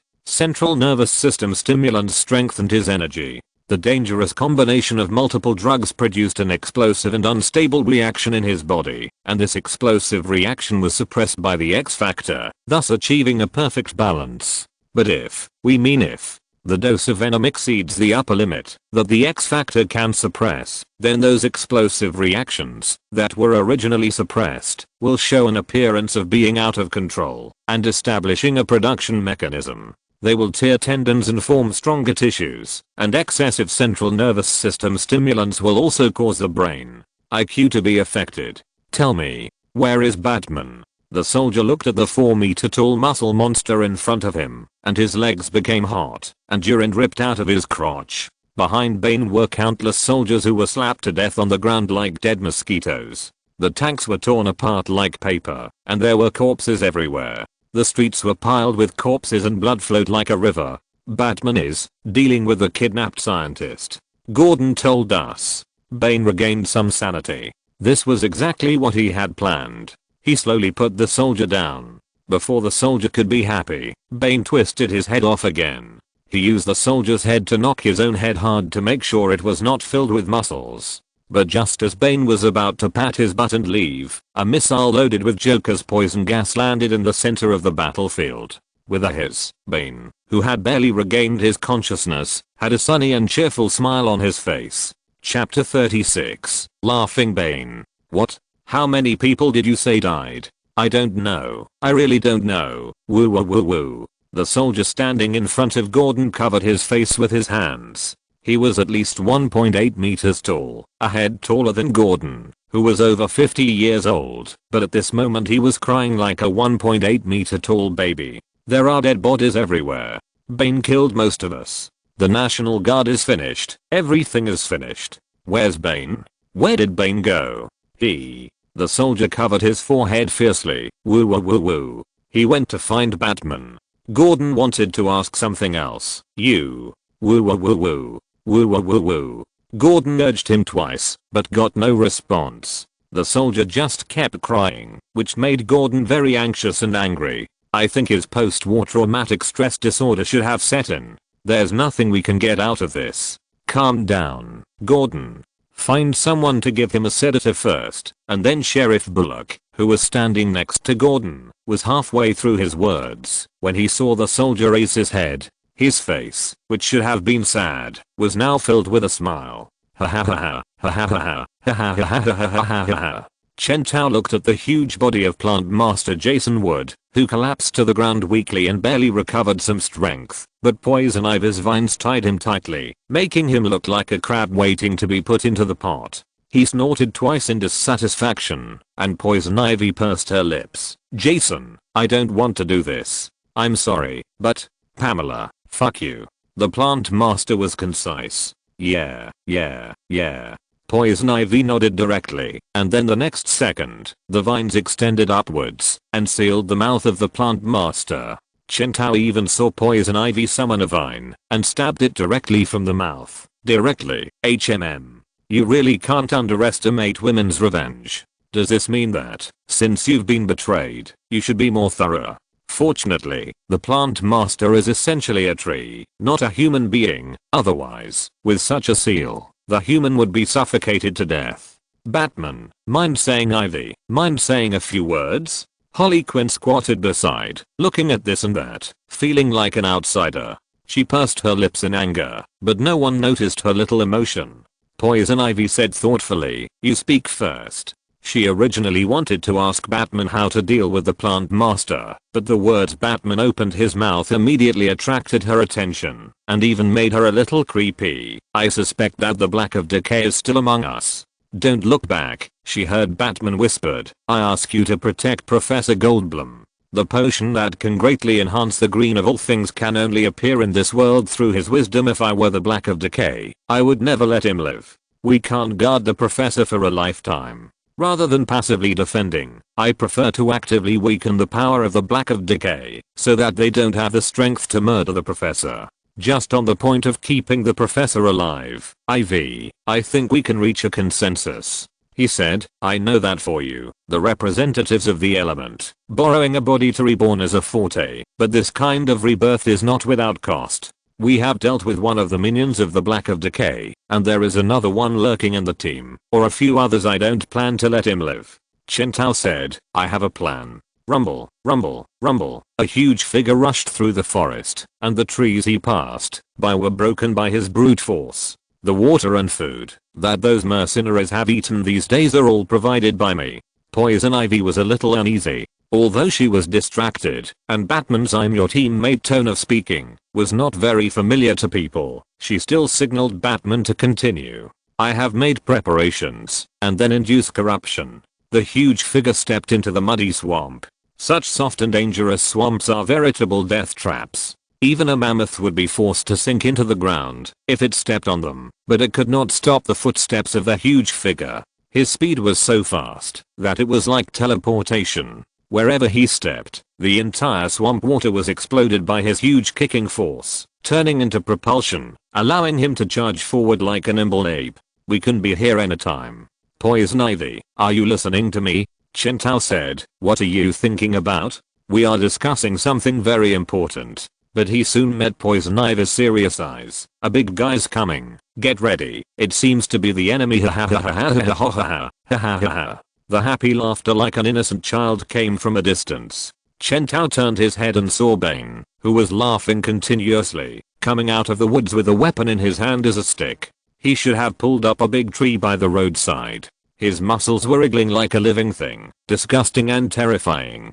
Before, no matter how Bane used venom, and no matter how venom transformed him into the cover of Muscle Man, and gave him scary varicose veins for free, Bane looked like a normal person. Just a little taller, a little stronger, and a little varicose veins. And now, the infinitely proliferating muscle lumps have broken through the limit of the space for the normal distribution of human muscle tissue, so they can only be stacked one by one on the original muscles. The skin is stretched by the suddenly enlarged muscles, showing an abnormal whiteness. Soon, the skin that was stretched to the limit was torn like a rag, and then healed in an instant. All this made Bane look like a pile of oversized muscle balloons piled up into a slime. Chen Tao was numb. He was directly fooled by Bane's unconventional operation. Didn't we agree to take a step back and organize our forces and military strength before the decisive battle? Why is it you again? Is the tacit understanding we reached before wrong? Am I deity? Huh? Didn't you try every means to get me a way to delay time and prepare your plan? In the few seconds after seeing Bane, Chen Tao almost began to doubt himself. Is there a possibility that I'm overthinking? Bane just wants to rush over and beat me to death, and my previous random analysis is all wrong? But soon, as Bane turned his head, Chen Tao overturned this idea. In addition to his bloated and muscled limbs, what is even more eye-catching is that the mask on Bane's face just broke in the lower half, revealing a smile that Chen Tao found very familiar. Ha. Ha. Ha. Bane chuckled, his mouth full of blood that he didn't know whether it was someone else's or his own blood. Chapter 37 Solomon Grundy. Boom. Poison ivy drove the wooden dragon and the plant crab and collided fiercely with Bane. Bane, who was over 4 meters tall, lifted the plant crab high with one hand, flipped it over, and threw it on the ground, then jumped on the other party, laughing wildly, and raised his fist, once, twice, 3 times, and began to beat it like a drum. Chen Tao didn't know what to say. Robin stood beside him and asked him, "Do you want me to call the ventriloquist?" Chen Tao trembled twice. "I'm not good at fighting. So do you want to call or not? I think Poison Ivy will definitely not be able to beat Bane. It's already a great thing that she can suppress him for such a short time. Damn it, call someone. Quick." Chen Tao was jumping up and down in his heart, but on the surface he kept a calm expression. He stood on a large blueskin in the swamp, maintaining the downward-looking posture of a superhero, and said with all his might, "No problem, I have expected such an outcome." He tried to cheer up Robin, and then said, "Everything is within my plan." The bat laughing, "Ah, no, my Batman."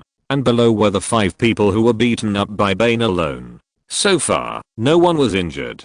Puff. Vertigo suddenly rushed to Bane's attack range, as if he had lost his mind.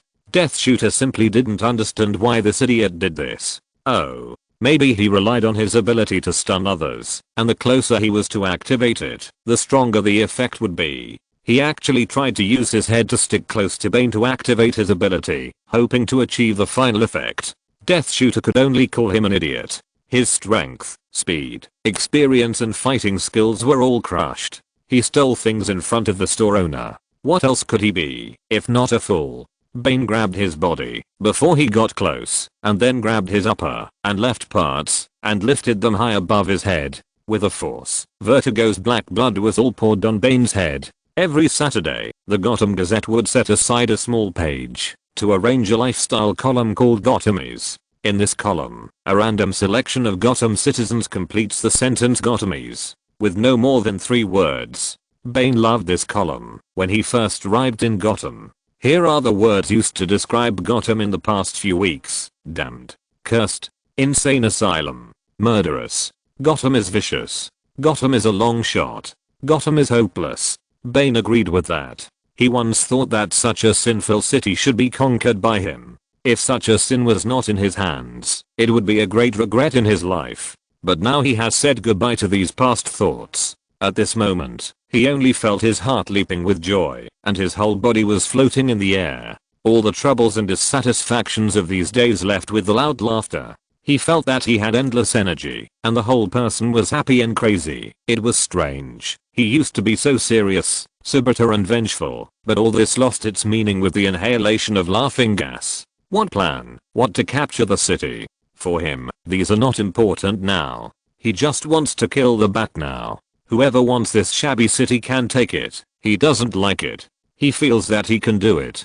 Because he is a warrior of justice, a hero who fights evil. Bane. Thinking of this, Bane grinned and laughed loudly. This creepy laughter made the Death Shooter's legs weak. The trees could not stop him at all. The winding, twisted branches that swam on the ground like pythons were only worthy of being torn apart by his strange power. Bane felt better than ever. No one could stop him. He didn't need to consider any plans. He just had to dismantle the green protective shell summoned by Poison Ivy bit by bit, and then go straight to Huanglong, kill everyone present, and then wait for a dark grey zombie to come out to stop him. Solomon Grundy. Unlike many Gotham monsters, this big zombie's mind is almost zero. To control him, requires some special means. Solomon Grundy, born on Monday. Killer Croc stood beside Chen Tao panting. His body was full of water, and his tongue hung out of his mouth. Oh my god. This zombie swims almost as fast as me. I thought I was an amphibian. I had to hold the cow, and spent a long time, to successfully lead him here. The big zombie was holding the golden cow, and eating it with relish. Killer Croc said to Chen Tao, "Okay, Batman." He turned his head away, and then made a dull voice. "This feels really weird. You'll get used to it after a long time, Killer Croc." Chen Tao replied him, "Times have changed, and Batman must also keep pace with the times." While answering Alfred's call, he said to Killer Croc, "You know, one hero needs 3 helpers." Solomon Grundy, born on Monday. The big zombie muttered while chewing meat. Solomon Grundy, born on Tuesday. No, Solomon Grundy was born on Tuesday. The big zombie stopped eating. The next second, he couldn't help but get furious. "Nonsense. Born on Monday. Batman, can you hurry up? We can't hold on any longer." Deadshot screamed, "Wait until we are all hammered flat, then we will die now." Solomon Grundy died on Monday. Married on Wednesday. Baptized on Saturday. A loud voice came from the sky. The big grey zombie showed a confused and angry expression on his face. No, it's all wrong." The big grey zombie was enraged as expected. He raised his head to the sky, trying to find the arrogant person who dared to tamper with his nursery rhyme. But where could he see the shadow of Batman's invisible fighter in the clear sky? So, his furious eyes turned to Bane, who was killing people as expected. Who tampered with Grundy's nursery rhyme? Deadshot and Poison Ivy looked at each other, then stood aside, and pointed at Bane together. "He did it." "What?" Hiccup. "Ha ha ha." Bane was still laughing crazily, and the next second, the big grey zombie's fist hit him in the face. Bang. His face was suddenly dented by the hammer, like a piece of cake that was pressed down. The sound of bones tearing was heard, and even the combined effect of Titan Venom and Joker gas could not stop the huge pain. Bane let out a painful howl, and suddenly he couldn't laugh anymore. Solomon Grundy, born on Monday. Grundy told you. Grundy was born on Monday. Why can't you understand? Born on Monday. Asshole, that's not what I said. Bane, who had barely regained consciousness, raised his head. Half of his face was covered by Solomon Grundy. You.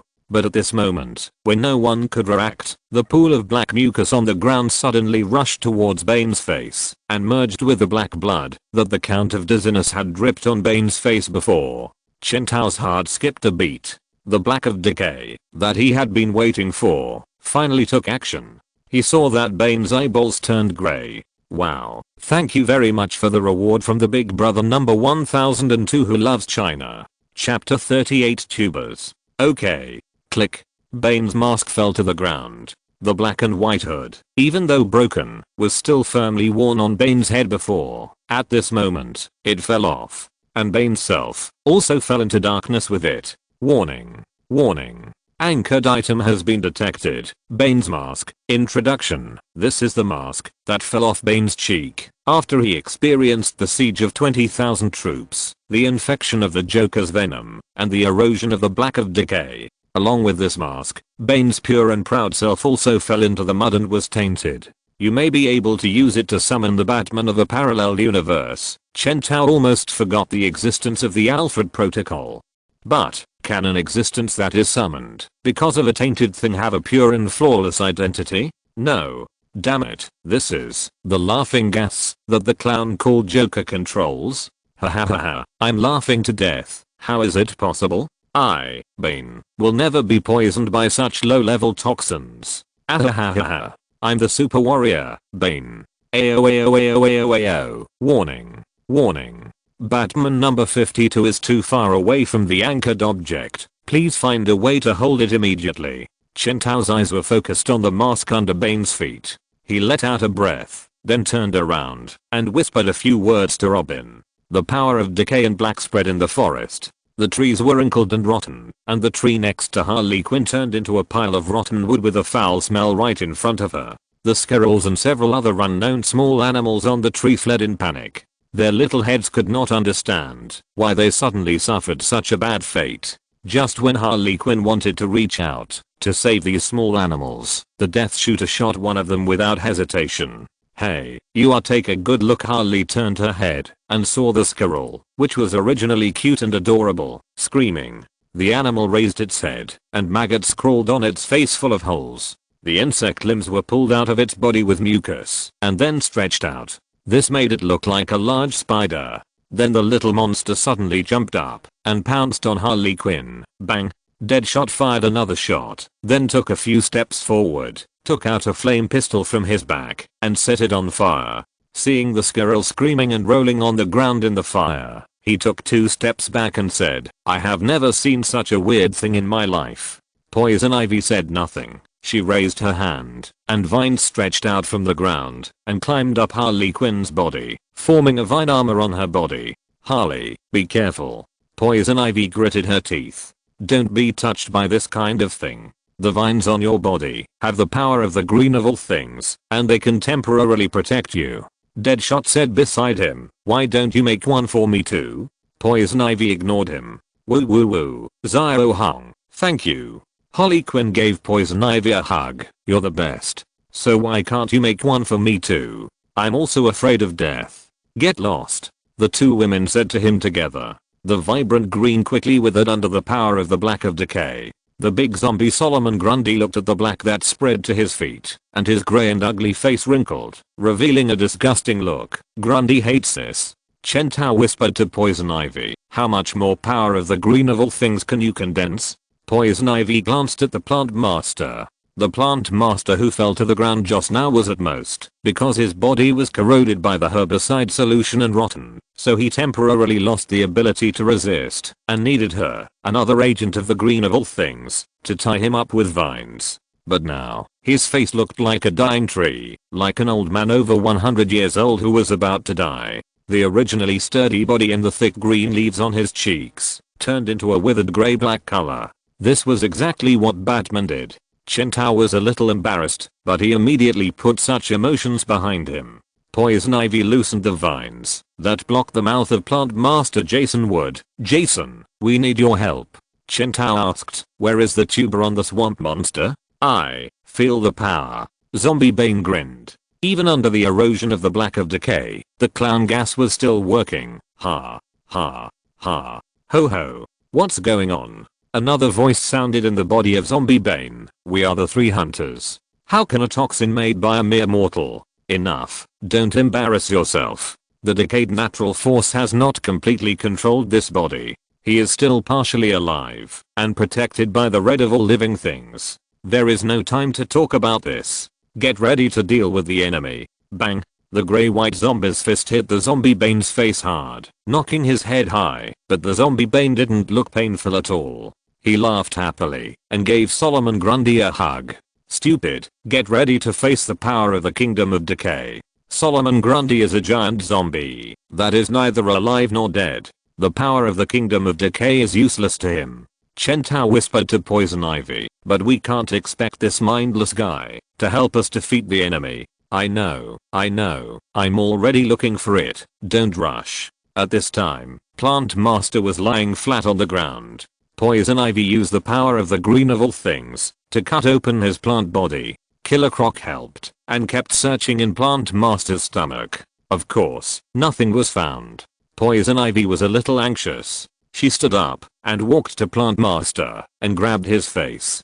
"Damn it, Jason. Do you know how serious the situation is now? The black of decay is right in front of you, and you're still fighting me? Is this it?" Killer Croc suddenly yelled, and he stretched out his hand, holding a piece of hard green substance in his hand, with a layer of sticky green attached to the surface.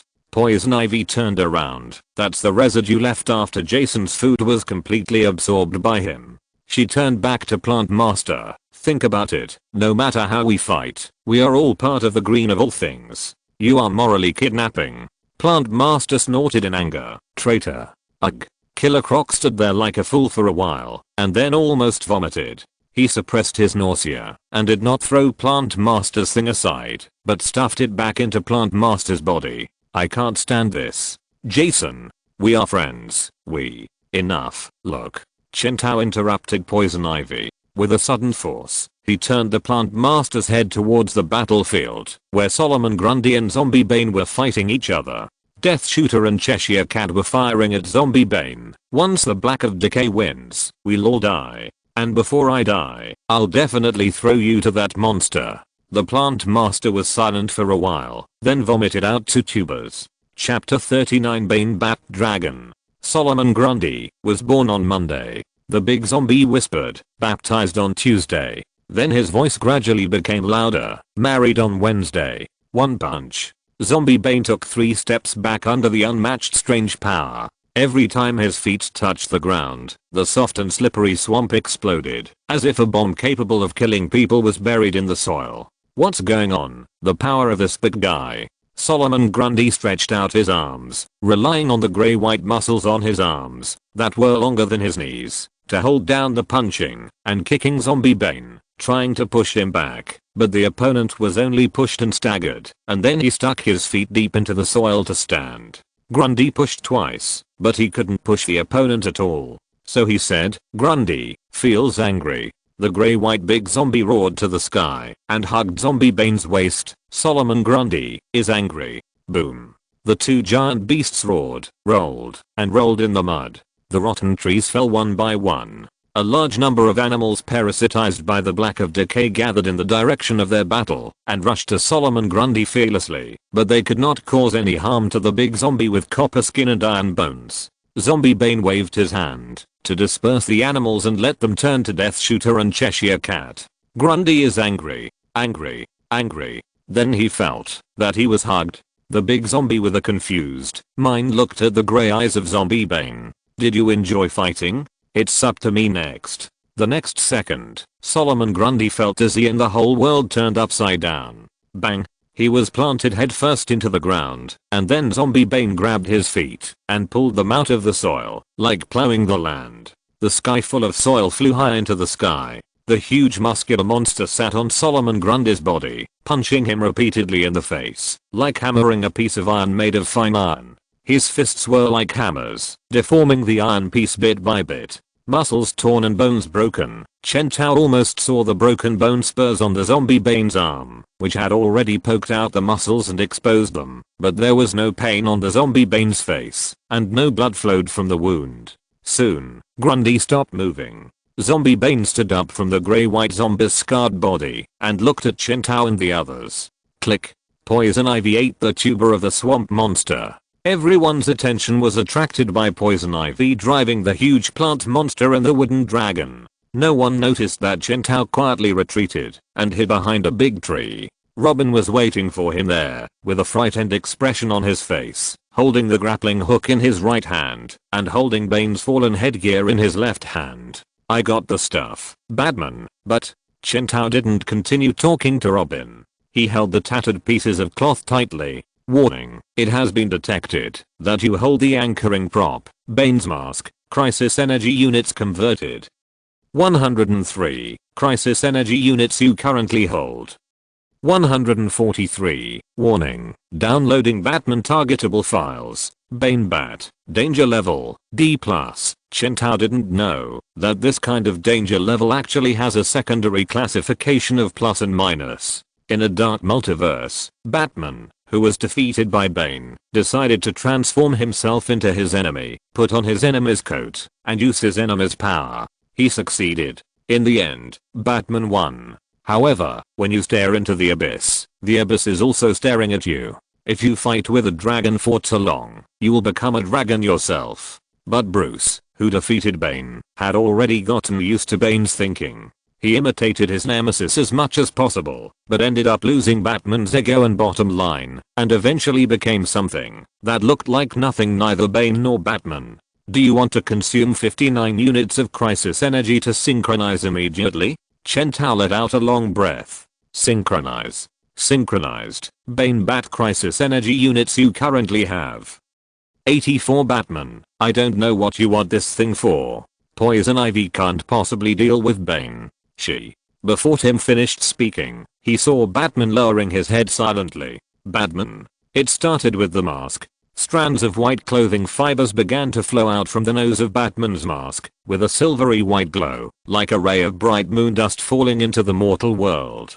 Bane's iconic white skull mask appeared on Batman's mask, overlapping with his sharp ears, transforming into each other who coexisted and merged, no longer distinguishing between you and me. Then, the dark green Titan venom pipeline was drawn from the void by silver white particles on the back of Batman's neck. The improved venom drug was pushed, rushing, roaring, groaning, and leaping, and poured into Batman's body. Muscles were expanding, and height was growing. Tim took a half step back, his voice trembling a little. So, Bruce, this is your new power. Because of the cloth from Bane just now. This is not scientific. He whispered, and I have seen magic. This is not magic at all. As sharp and surging as the tide, the momentum like a waterfall falling from the top of the cliff oppressed Tim's nerves. This was the death deterrence that this body instinctively radiated outward. A familiar feeling came back again, the sense of threat when facing the martial arts master Batman, the panic that all martial arts moves were seen through by the other party. Tim suddenly remembered that Batman had the ability to instill great fear in others, even those closest to him would be frightened by him. Because he was the Batman who made people helpless and irresistible like children. And now, this Batman has mastered Venom. However, it is not over yet. Chen Tao let out a long breath. Dragon. Dinosaur. That huge body, sharp teeth. Chen Tao imagined it from the bottom of his heart.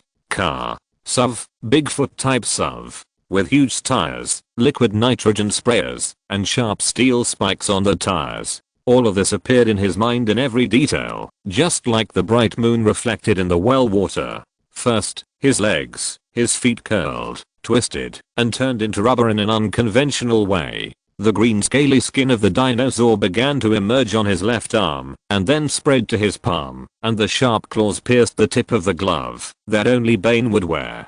Chen Tao opened his mouth, his cheeks gradually stretched, his mask and pointed bat hood also grew longer, covering the upper half of his face, exposing his exaggerated jawline. Sharp fangs grew out, and the bottle behind him gurgled to supply venom. In Tim's heart-stopping eyes, a huge green Bane dinosaur, 7 or 8 meters tall, and with muscular body, roared to the sky. It turned a pair of rubber tires that replaced its feet, swung its tail, and crushed several towering trees. Then it turned around, flew up its 2 wheels, brought up a gust of wind, rolled up a body of wind and clouds, and rushed to the battlefield at lightning speed. Thanks to the 200 starting coins reward from the Magic One Night book. Chapter 40 Exchange. You know, dirty green servants. Poison Ivy saw Bane looking down at the green vines tightly wrapped around him with his grey eyes. All this is useless to me. The teeth-grinding voice came from the vines, and a drop of cold sweat flowed from Poison Ivy's forehead.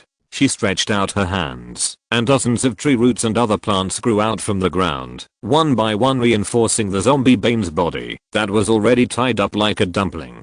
But this could not stop the zombie Bane's actions. The plants turned black and withered under the corrosion of the black of decay, and then the zombie Bane exerted a little force. Click. The huge monster paced slowly. Poison Ivy. Right. Can I call you Ivy? I heard that they call you that. Squeak. A gunshot. Several shields made of trees rose from Ivy's side in a few seconds. The current from the surge effect gun barely penetrated the first one and was powerless. Plant Master Jason Wood lay beside them, barely protected by Poison Ivy, his eyes closed, like a real dead tree.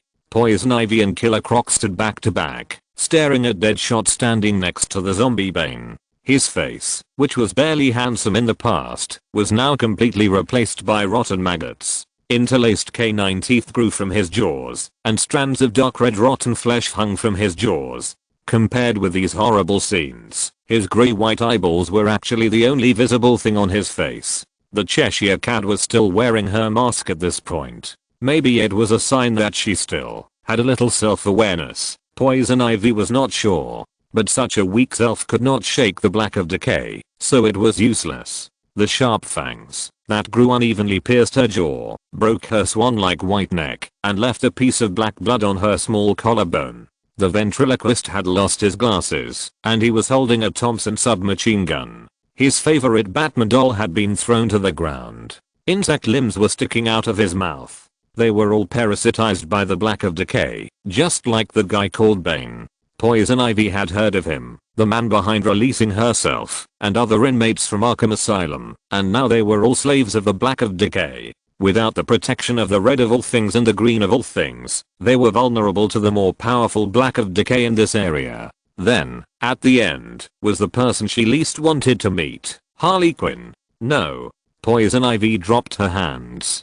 Harley Quinn's red and blue twin ponytails had spread out, and black blood flowed from the corners of her mouth, which was particularly glaring on her skin bleached by chemicals. And the dark green plant armor that Poison Ivy had carefully woven for Harley Quinn had also been completely dyed black. In the end, you still failed to protect anyone, Ivy, but you still have a chance to salvage something. She saw the monster covered with disgusting muscles reaching out his hand to her. We can make a deal. All we need is you, the agent of the Green of all things. This woman is insignificant to your companions. You called her Harley Quinn, right? You care about her. And we just happen to not need such an ordinary mortal.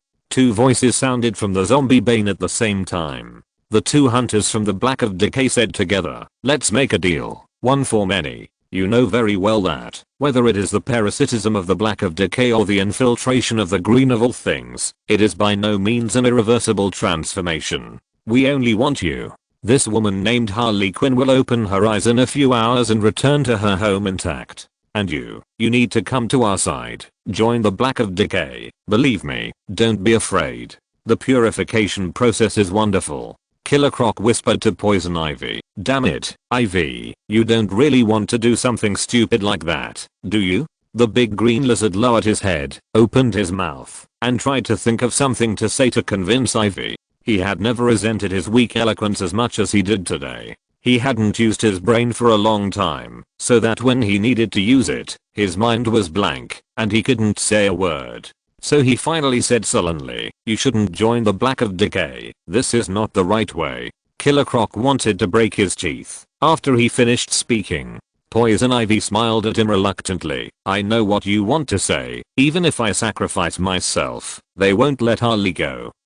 Or what you want to say is, death is the nature of the Black of Decay. How can they go against their instincts? So you know everything. Killer Croc nodded his head like a woodpecker. Yes, that's what I want to say. If that's what you're worried about, then maybe we can try another way of trading.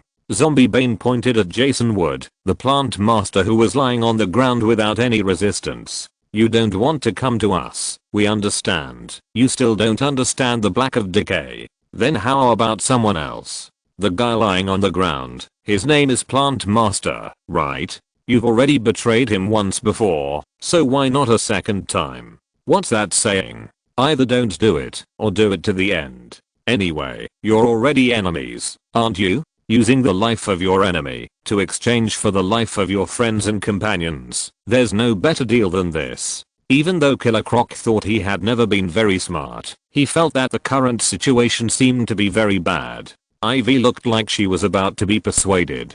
Ivy, you must not. I've made up my mind. Then Killer Croc heard Poison Ivy say, this is the last resort. I'll trade Harley with you. Killer Croc felt like he was going crazy. He understood what Poison Ivy was thinking. She could neither give up Holly nor convince herself to betray the plant master, so the damn desire for self-sacrifice surged into her heart, making her like a fool to send herself into the mouth of the beast. He opened his mouth and then felt his tongue tied. Damn it, he said. He saw Poison Ivy disperse the green plants around her, open her hands, slowly leave him, and walk towards the Black of Decay. Wait. Killer Croc called Poison Ivy, his brain spinning rapidly. It's not that there is no chance. We still have one last chance. Batman. Ivy. Batman is on our side this time. He is not an enemy. Killer Croc felt at a loss for words. He hesitated for a long time, and finally said, Batman can always solve everything. Batman always wins. Even though the zombie Bane could no longer make any expression due to the necrosis of the facial nerves, Killer Croc was still very sure that the other party was angry. His grey eyes flashed with vicious light. Huh. This is your hope?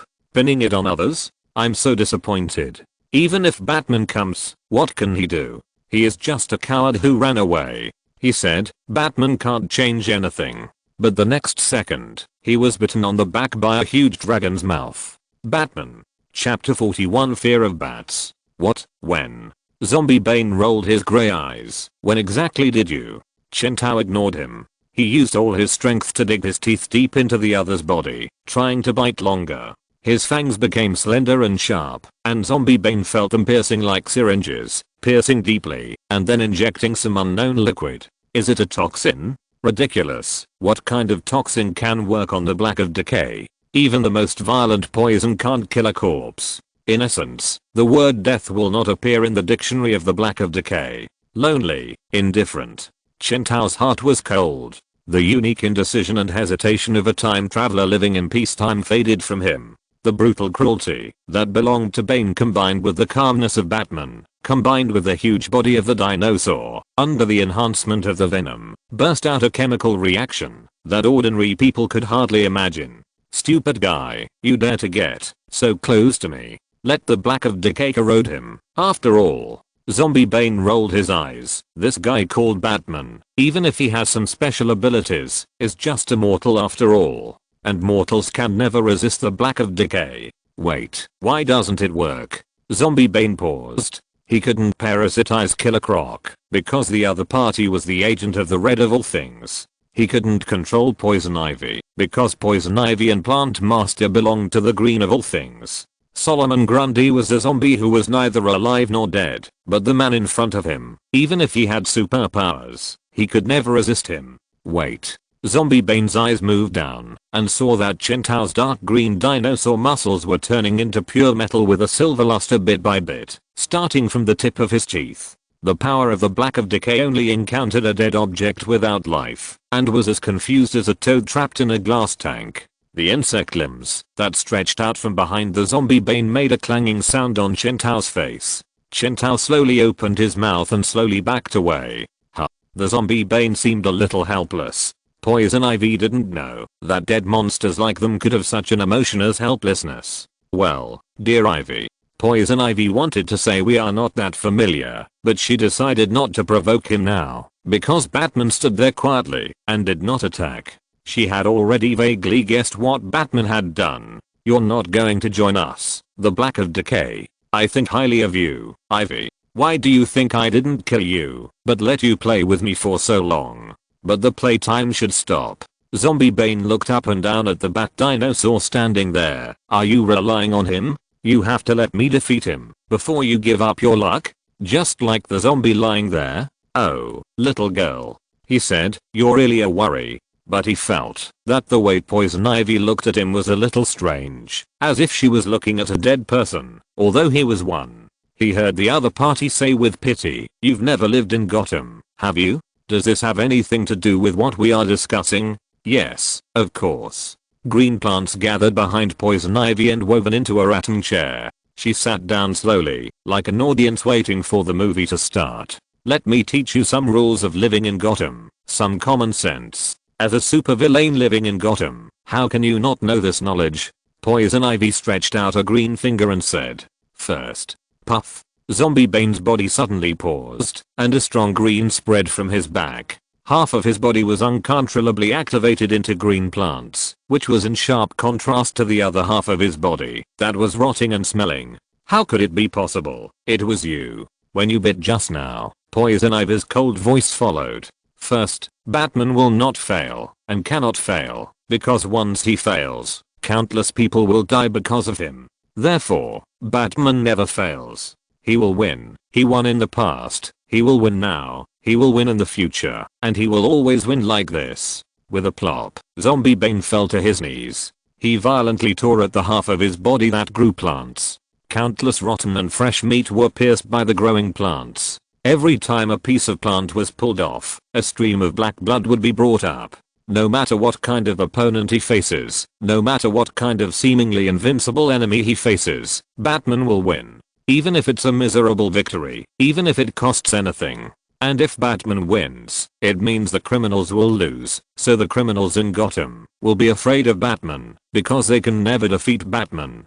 Poison Ivy's voice was slightly low. Those were the years of youth, those were the golden years when even Poison Ivy was just starting out. You will exhaust your wisdom again and again, and try every possible way you can think of, just like Sisyphus pushing a boulder, but you will never win. This is Batman. He will always be one step ahead of you, always and always has been. Gulp gulp gulp gulp. The venom tank behind the zombie Bane suddenly started to run automatically without any warning, constantly injecting venom into this body. Zombie Bane wailed loudly, "No. You have been controlled by us. Damn it, get out of our brains." Second, Batman will not die. This is a fact.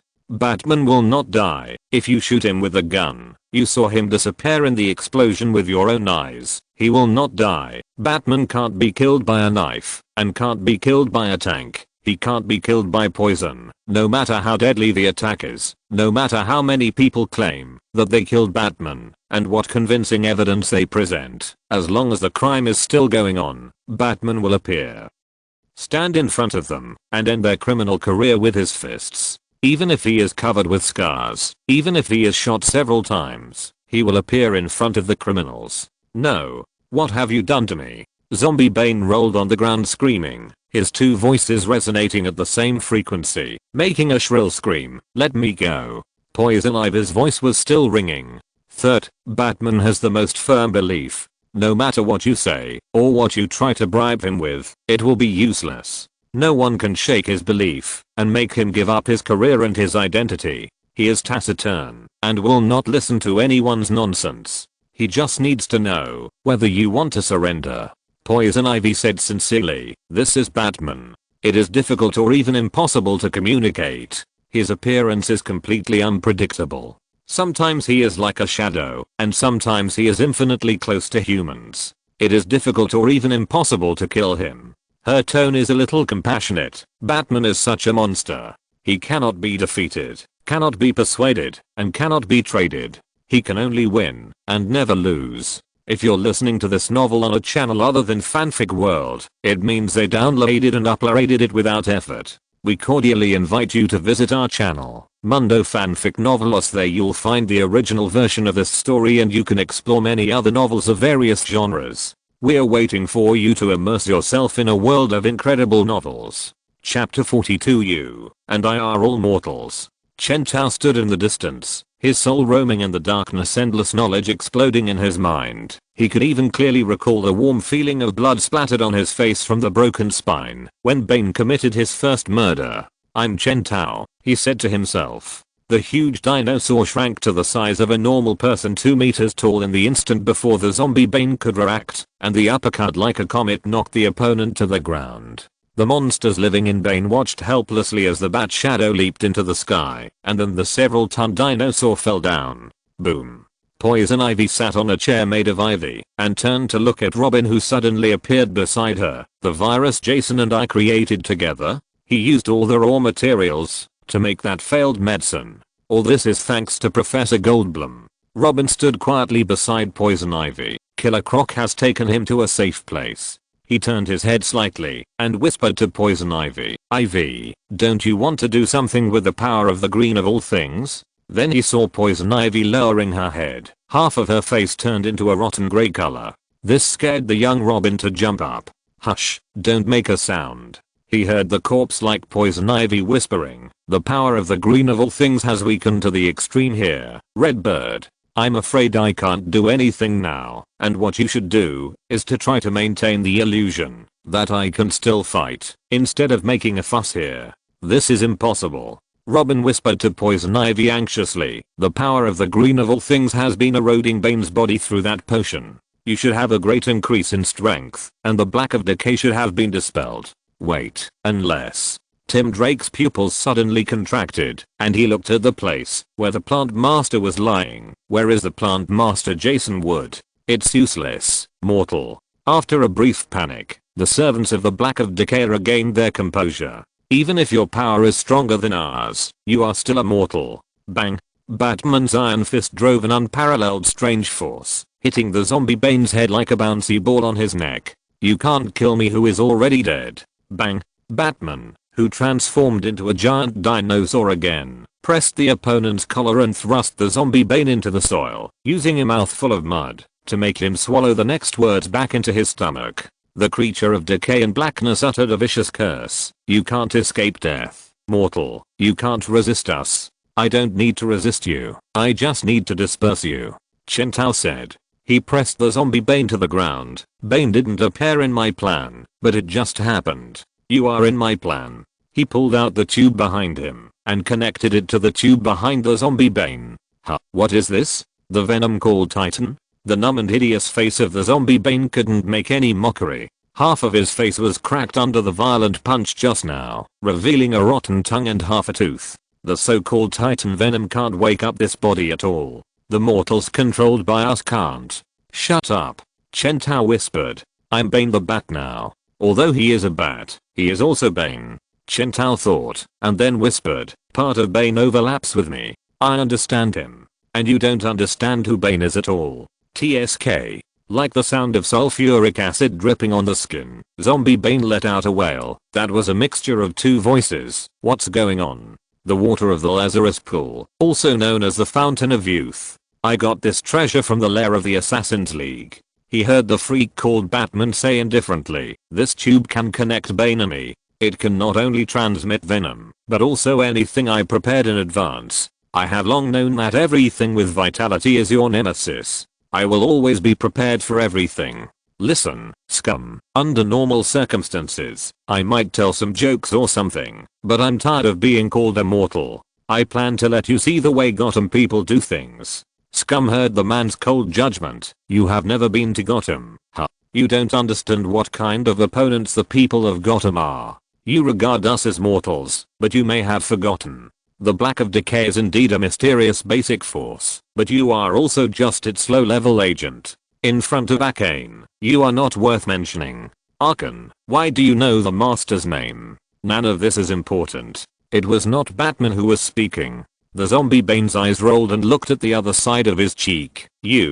I'm Bane. The other half of Bane's face had regained human muscles, although there was no blood on it. So what? The hunters of the Black of Decay were still clamoring. How can a mere mortal escape the parasitism of the Great Death? You are just. But they soon ran out of words. Because I'm Bane. The grayish-white rotten flesh quickly disappeared from Bane's face. I'm Batman's enemy, an unprecedented strong enemy. Because as long as Bane's consciousness returns, Bane can do it. Chen Tao added, as long as Bane wants. The grayish-white rotten flesh faded from Bane's body, and Bane's tiger eyes were full of indescribable meanings. I never expected the current situation. He whispered, you saved a poisonous snake, Batman, and I'm not much more harmless than these dirty death monsters. Even if you help me, it will not change my determination to kill you. Chen Tao replied him, but at least from the standpoint of being a living thing, our battle line is the same. Your fate is to be sent to Blackgate Prison after being defeated by me, rather than ending up as a zombie. Bane was silent. He said, I will spare your life, he said loudly. No matter what, we will be enemies for life. But before that, I will spare your life. And first, you have to focus on the present. Bane saw Batman smiling at him, and the lines of the square jaw under the mask dazzled him. He knew that he would never forget today's scene even after 100 years. Chen Tao said, the most important characteristic of the Black of Decay is that it is like a thorn in the flesh. I have long thought that they are very likely to take advantage of my absence. Boom. One by one, the big trees fell. What appeared in front of Bane and Chen Tao was the plant master who was completely corroded by the Black of Decay. Bane's eyes were fixed on Batman. I never thought that I would fight alongside you, my enemy. But I had expected it, my enemy. Batman replied to him. Chapter 43 Soulmate.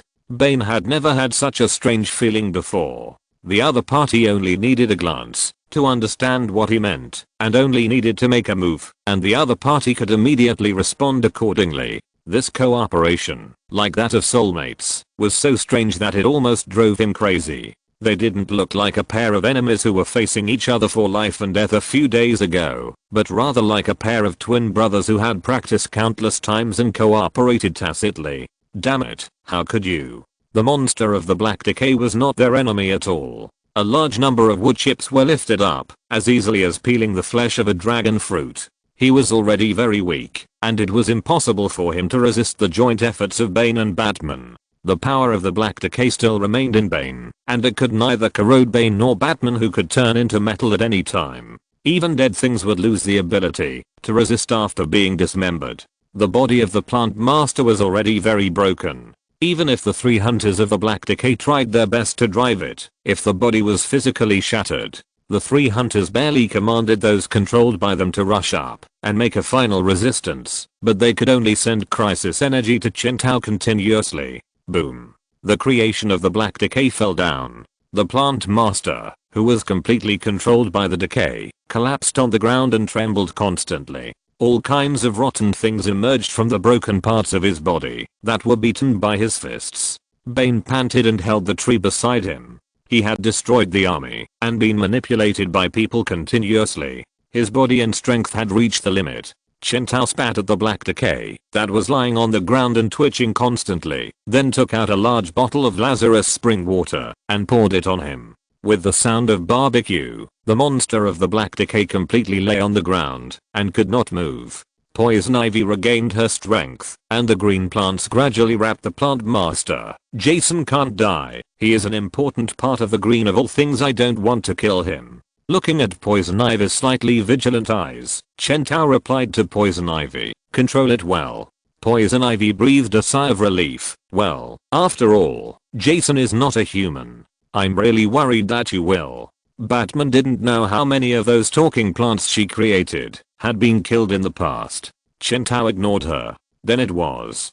Bane leaped high before Chen Tao turned his head. "We will meet again, but this time is definitely not the last destination of our meeting." Chen Tao shook his head. He turned his attention to Cheshire Cat and the others. The power of the Black Decay faded from them, and they supported each other and stood up stupidly from the ground. Cheshire Cat's mask. The cat never took off its mask, even in front of the person she trusted the most. His father forced her to marry a master who was good at using toxins, and this behavior directly led to the Cheshire Cat running away from home. But one day the cat will have to accept her fate. My face brings me nothing but tragedy. Ventriloquist's glasses. Arnold never felt the warmth of the world until Batman came to him. Batman. My god.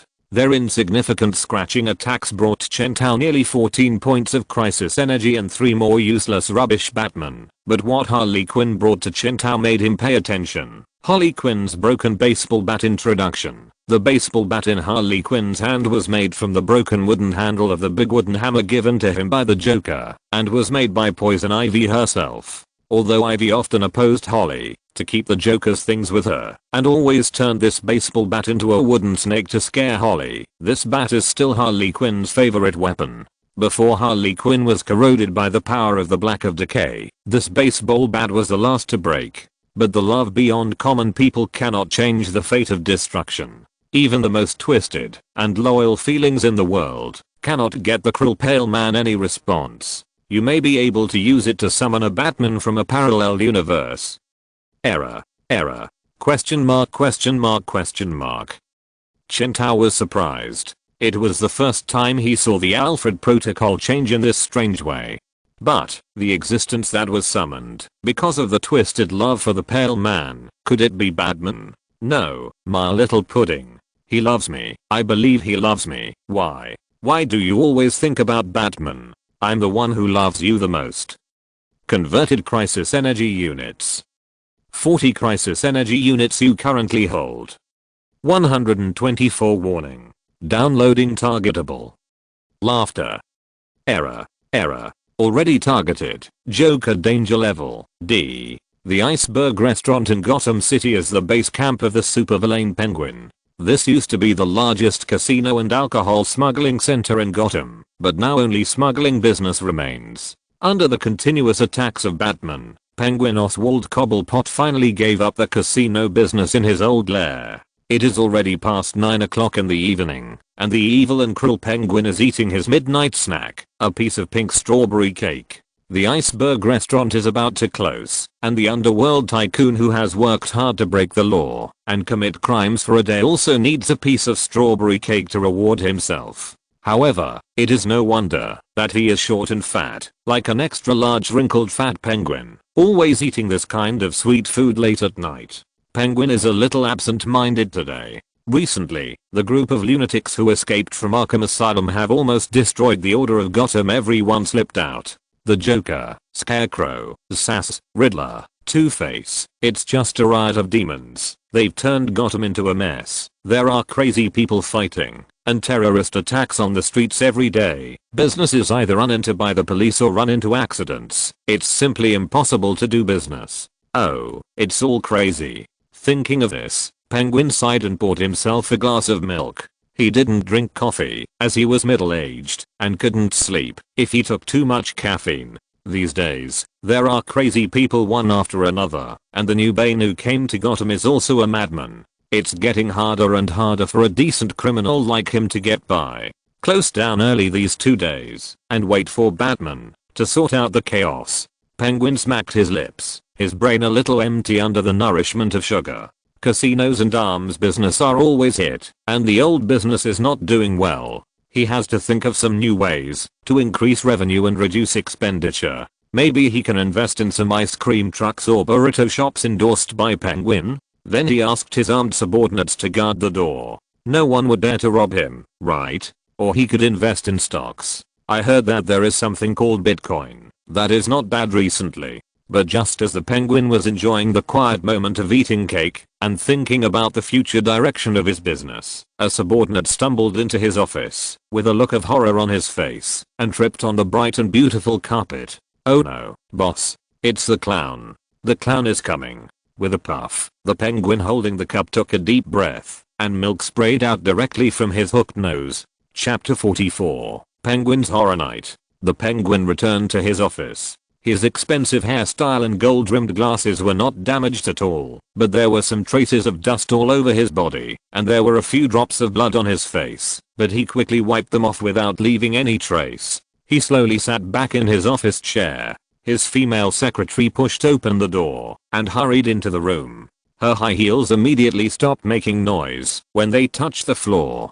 She quietly walked behind the Penguin and gently pinched his shoulders. "So, boss," she said, "what does the Joker want to say to you?" She originally wanted to say, "What does the Joker want you to do?"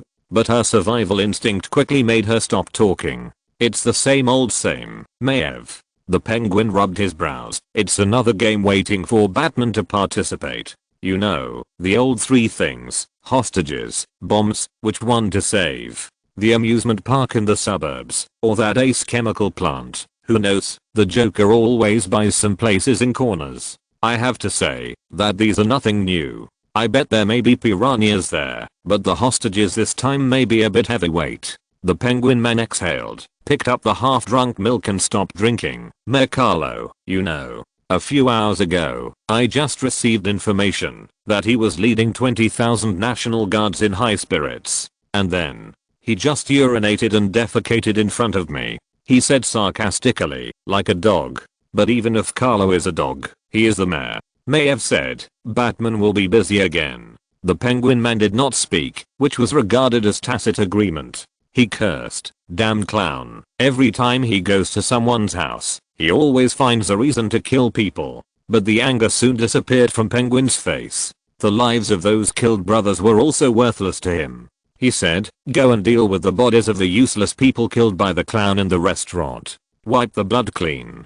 I don't want customers to say that the floor is a little red when the restaurant opens tomorrow." Yes. After his secretary left, Penguin finally relaxed. In order to make up for the shock today, he decided to eat another 10 cookies. But just as he stood up and was about to look for cookies, the gentle expression disappeared from his face. The reason for the disappearance was someone was breathing behind him. It was just a simple inhalation of air and then exhalation. Penguin could even hear the sound of air hissing in his ears. This sudden threat made his heart tighten. He subconsciously took a deep breath and forgot that he was still drinking milk. Cough cough cough. He sprayed the milk from his nose loudly and then stood up suddenly. He knew who was behind him. In Gotham, there was only one person who could use this level of intimidation so skillfully. Penguin said, "Enough, clean. No matter what you came here to say to me, pretending to be a ghost and scaring me will not change the result of our conversation. Well, after so many years, you are still so sharp, Copper Pat." Penguin turned around, but there was no one behind him. He turned his head back to the front and saw a tall and thin man like a bamboo pole suddenly appeared on a chair in his office. Penguin simply wiped the milk and showed a familiar expression. "Clean, my old friend. I thought you were just following the Joker's orders like I saw. This is just a temporary cooperation, Copper Pat. I don't know when you actually like to talk nonsense. Ha, does the Joker know that you left him and went back alone?" Scarecrow stared at Penguin's eyes. "The Joker and I are just partners, Cobblepot. As long as our interests cannot be aligned, this fragile alliance will be destroyed at any time. Yes, you're right, I fully understand." Seeing that the threat posed by the Penguin to him had dissipated, the Scarecrow went straight to the point and stated his purpose. "I'm here to see Bane," he said. "He's a pretty scary guy, and we can both see that he is the mastermind behind everything that has happened recently. I don't doubt that Batman can stop him, but I think this is a good time to end everything as long as we can unite all of Arkham." The Penguin took a long time to prevent the milk from spraying out of his nostrils again because of this plan. He said perfunctorily, "As a friend, Clean, I think it will only have the opposite effect if you try to intimidate any of our colleagues. And it's hard enough to keep these lunatics from crossing the line, but you add fuel to the fire and lead them to do something big. So what then? Just watch Batman defeat that Bane. Let Batman once again do his best to control the entire Gotham." The Penguin tutted. "Then you should do the job you have found for yourself and stop everyone. Bane, Batman, and those disobedient colleagues. You can try to defeat them all by yourself and fulfill your ambitions." The Penguin said, "If you just want a piece of land in Gotham, I can give you one at any time. But you want the Arkham people to listen to you? What do you plan to use to restrain them?" The Penguin said, "Rely on money, loyalty, or mercy? Or the belief in seizing or defending this city and fighting for this city?" The Penguin shook his head. "My ancestor Nathan Poppet protected Gotham during the Civil War. A man like him, a man who has nothing compared to you, would never cry like a woman when fighting for his city. But unfortunately, this kind of integrity only exists in books, and fleeing is the nature of Arkham people. You are completely crazy like the Joker, you idiot in Halloween costume." "External force." Scarecrow, who had been silent, said, "External force. Otherwise, why do you think I'm hanging out with the Joker?" Chen Tao silently withdrew his attention from the Alfred agreement. The transformation abilities brought to him by the agreement did not need to be fulfilled immediately on the spot. He had a long time to study them slowly. "We should go back," he said to everyone present. "So when did I become your subordinate?" Poison Ivy looked at the ventriloquist, then at the Cheshire Cat, and then at the Deadshot who helped Harley Quinn up from the ground. She kicked him away. "Get out of here. I'm the only one who can support Holly. That's why you're going with us," Chen Tao said. Then he ignored everyone and dialed Alfred's communication. 3 minutes later, he and Alfred sat in the seat of the invisible plane together. "Alfred, help me contact Lucius," he said.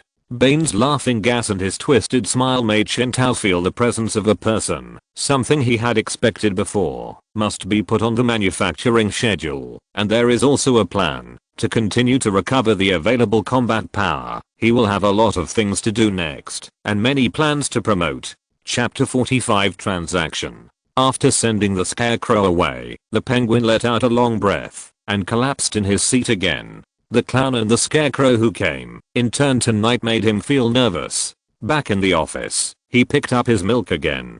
The milk had turned from hot milk to cold, and only 1/4 was left. The Penguin decided to drink it and then go home. He picked up the cup. He put his mouth close to the edge of the cup. If nothing unexpected happened, an accident would happen at this time. But nothing happened. The Penguin let out a long breath and smiled. That's right, the clown broke in before, and the Scarecrow broke in just now. This time, no one will break in again, right? He drank the milk in one gulp with peace of mind, and then the next second, a younger brother stumbled into his office with a look of horror on his face, and once again tripped on the bright and beautiful carpet. Oh no, boss. It's Bane. Bane is here. Milk spurted out of his hooked nose again 10 minutes later. The penguin put on a sour face and walked with Bane on the rooftop of the iceberg restaurant. Come with me, penguin. Seeing that the penguin didn't seem to want to talk, Bane spoke first. His voice sounded like there was a hole in his throat, with some abnormal tremors, which made the penguin shudder. Strange, this sounded like a pathological reaction after just inhaling the Joker special laughing gas. The penguin thought silently, after so many years in Gotham, he almost regarded encountering psychopaths tortured by the Joker virus on the road as a daily routine, so he was naturally very familiar with them. I know Scarecrow has been to your place, right? The penguin originally wanted to lie, but it was meaningless. He was not sure how Bane knew about the Scarecrow who had just been here a few minutes ago. So he spoke. Yes, he is here, as always. Crane lamented over and over again, as if the world belonged to him. Creating fear is his specialty, but he is also the one who is most frightened. You have a lot of complaints about him, but you still walk between the two sides. This is your nature. Bane replied, his eyes flashing with rationality. Selfishness is the purest motive. I believe in him, and rely on him. Every city is dominated by selfishness. I know the history of your family in this city, Copper Patrick. I know how deep your feelings are for her brick walls, her mortar, and her steel bars. You are not like those swinging and speculative Gotham freaks who always want to win her without sacrifice, and then return in defeat in the shadow of Batman. Bane said, like you, I understand how hard it is. I also know the feeling of being played in the palm of someone's hand. I understand the feeling of despair and feeling like a thorn in the back. He said, this city has failed the men and women who built it. They worked hard, but ended up lying dead in the streets. This is the law of this city, so it's only natural. His voice floated in the evening breeze of Gotham. This is the inevitable price of progress. Old buildings are not demolished, and new buildings are not built. Death is just a part of the law of nature. Believe me, I just experienced this topic of death.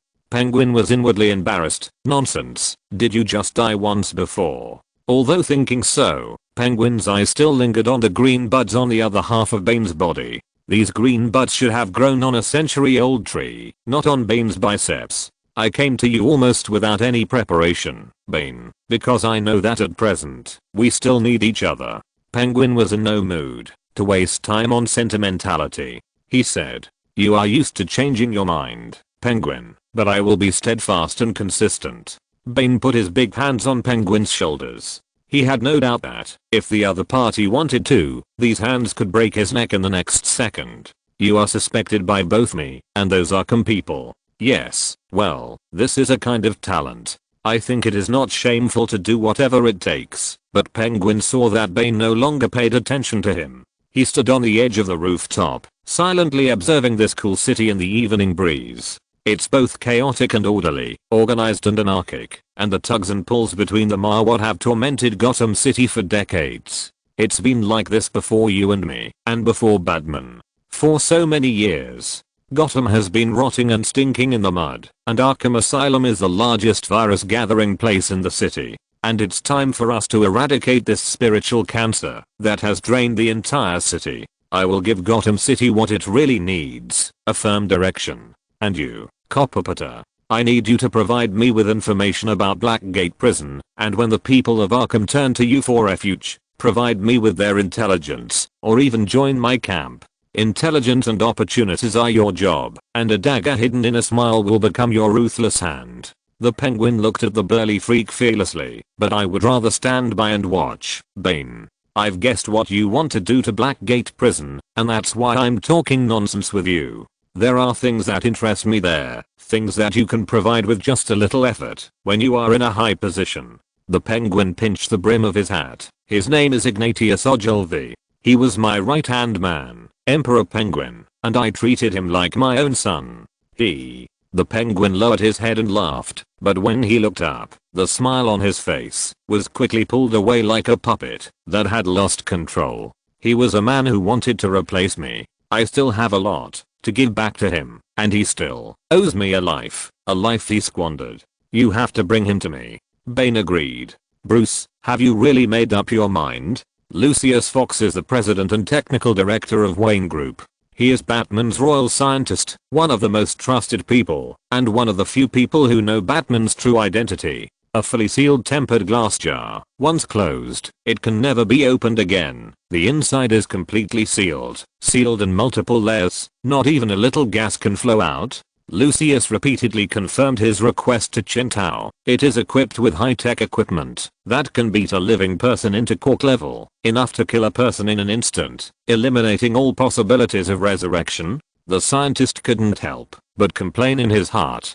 Who can be resurrected after being beaten into quark-level particles? And what do you think quarks are? The ice cream you bought downstairs? Or some new browser? So he could only scratch his head with a headache. Quark level is impossible, but there is no problem in directly killing the person in the glass coffin. The only problem is, Bruce, are you really ready to murder someone? Chapter 46 Ignoring and Banquet. For me, for Bruce Wayne, how can I describe in just one word? What is Gotham City? Home? Family? Goal? But in fact, the real answer is, I can't answer this question. In the sound of melodious music, Chen Tao, dressed in a formal suit, stood in the center of the brightly lit hall. The elites of Gotham's upper class gathered together. This charity dinner, which was finalized 3 months ago and originally scheduled for March 29th, and hosted by Bruce Wayne, the famous super rich man in Gotham, was finally held, after being postponed for 6 days due to Bruce Wayne's health. At this point, most of you know that I lost my parents when I was a child. Deep down, I knew that, even though the pain was so deep, things would get better. My point is that when we are in a challenging or scary environment, it is meaningless to ask ourselves what our city is, because when we look around, the streets and buildings built are all our fears and our frustrations, the demons in our hearts. And if we stop looking at the present and stop looking back at the past and look to the future, we ask ourselves what tomorrow will be, then we are asking the right question. Because embracing hope, dreaming, and meeting the future is to shape the city with our own hands, not to be shaped by the city. Chen Tao's eyes swept across the people in the audience. They are judges, congressmen, entrepreneurs, and they are the justice forces in Gotham that Bruce Wayne has accumulated over the years before he was transported here. Bruce has almost pushed his plan to this point, and Chen Tao has to continue to stabilize their morale. Damn it. Chen Tao thought so. In order to completely revive the rotten city of Gotham, Bruce Wayne almost relied on a long time and financial resources to rebuild a digestive system and life support system for this dying old man bit by bit from scratch. With these conscientious judges, congressmen, and entrepreneurs in front of him, even if all the corrupt officials in Gotham died, well, Batman would not kill people so brutally. Alas, Chen Tao fully understands how difficult it is to build such a system. The energy and effort consumed in it are simply unimaginable. This is the life-saving prescription prepared for Gotham by the Bruce Wayne who he traveled through. And can a traveler like him really overcome all difficulties and continue Bruce Wayne's plan? Such a responsibility is the most difficult. But at least, before he successfully finds a successor, he has to maintain this plate first, waiting for Superman or Wonder Woman to come and take over the city. Chen Tao calmed down and continued to read the manuscript written by Bruce Wayne. I know that everyone here may have doubts, because the city has been shrouded in violence, and countless criminals have even developed to the point where the army needs to be mobilized to suppress them. Public security has been destroyed to the point where it can no longer be sustained, but we know that all this will eventually pass. And what we have to do is to eliminate such riots in the soil that breeds crime in Gotham from the root. I will invest funds to support what I say. After the riots subside, Wayne Enterprises will boldly and quickly begin to invest in Gotham's future. We have teamed up with a number of local design firms to develop a reconstruction plan aimed at rebuilding Gotham's most dilapidated industrial residential areas. Based on this, we plan to drastically expand Gotham's public transportation system and make it more modern. These plans make me full of hope and excitement. It is difficult for me to tell you how I feel in words. We will disclose more information in the next few days, but at this moment I ask you to look beyond what Gotham was and is now, and just ask you to take a moment to imagine with me Gotham City's future is. Thank you. Now, friends, I ask you to invest with me in Gotham's future. I promise you, if we join hands, if we work together, then a better, brighter Gotham is only one step away. Thank you. Thank you. Amid the melodious banquet songs, Chen Tao picked up a glass of champagne and hid himself in the enthusiastic crowd. Well done, Bruce. Inspiring. Chen Tao did not look back. Tim, how is Solomon Grundy? Robin, who was dressed in a formal suit, held a glass of juice and shrugged. It's done. Our grey friend is now living well in the slaughter swamp. The locator is in place, and his daily food is also provided by us. We can always get enough powerful anesthetics and throw it to any battlefield where it is needed. So now he is our human bomb. He continued. Poison Ivy was placed with the Suicide Squad. Just as you expected, Ivy could not resist the opportunity to save the precious plants. Plus, she and Harley are always together according to Ivy's account. The plant master Jason Wood is basically badly injured now. Her original sentence was, Jason may be powerful, but he is definitely not a swamp monster. He will not be able to recover to his previous level for at least half a century. In other words, the super tree spirit can only be a real piece of wood now. The other members of the Suicide Squad are maintaining the law and order of Gotham. I have to admit that they are quite capable. Tim frowned slightly, then said, at least they are more than enough to deal with those third-rate villains, especially the Deadshot. Although Poison Ivy's ability is easy to target, as long as she doesn't encounter particularly powerful characters, there will be no big problems. But if it's the Joker, Two-Face, Riddler, etc., I didn't expect them to deal with these freaks. Chen Tao replied, continue to report. Bane is missing, and we can't locate him for the time being. He deliberately avoided our bat cameras, and the houses were not an obstacle for him at all, so he was not restricted by the traditional roads. It's an expected result. Chen Tao said, continue. The National Guard's organization was basically broken up, and the battle was horrible. Robin paused. The Joker kidnapped Mayor Carlo, and at the last minute, threw a super double Joker gas bomb into the center of the position. About 1/3 of the soldiers died on the spot either from Bane's attack or from the Joker's venom, and they didn't even get an ambulance. Robin said, and the others who survived were not much better. Mayor Carlo, well, it was Mayor Carlo who was controlled by the Joker, who issued a crazy order, which caused even the firemen in the army who cooked to go to the battlefield. With the explosion of the bomb, the wounded almost filled the hospitals in Gotham. They will endure the sequelae of continuous laughter and uncertainty about whether they can recover for 3 or 4 months. The state government refuses to provide support to the city.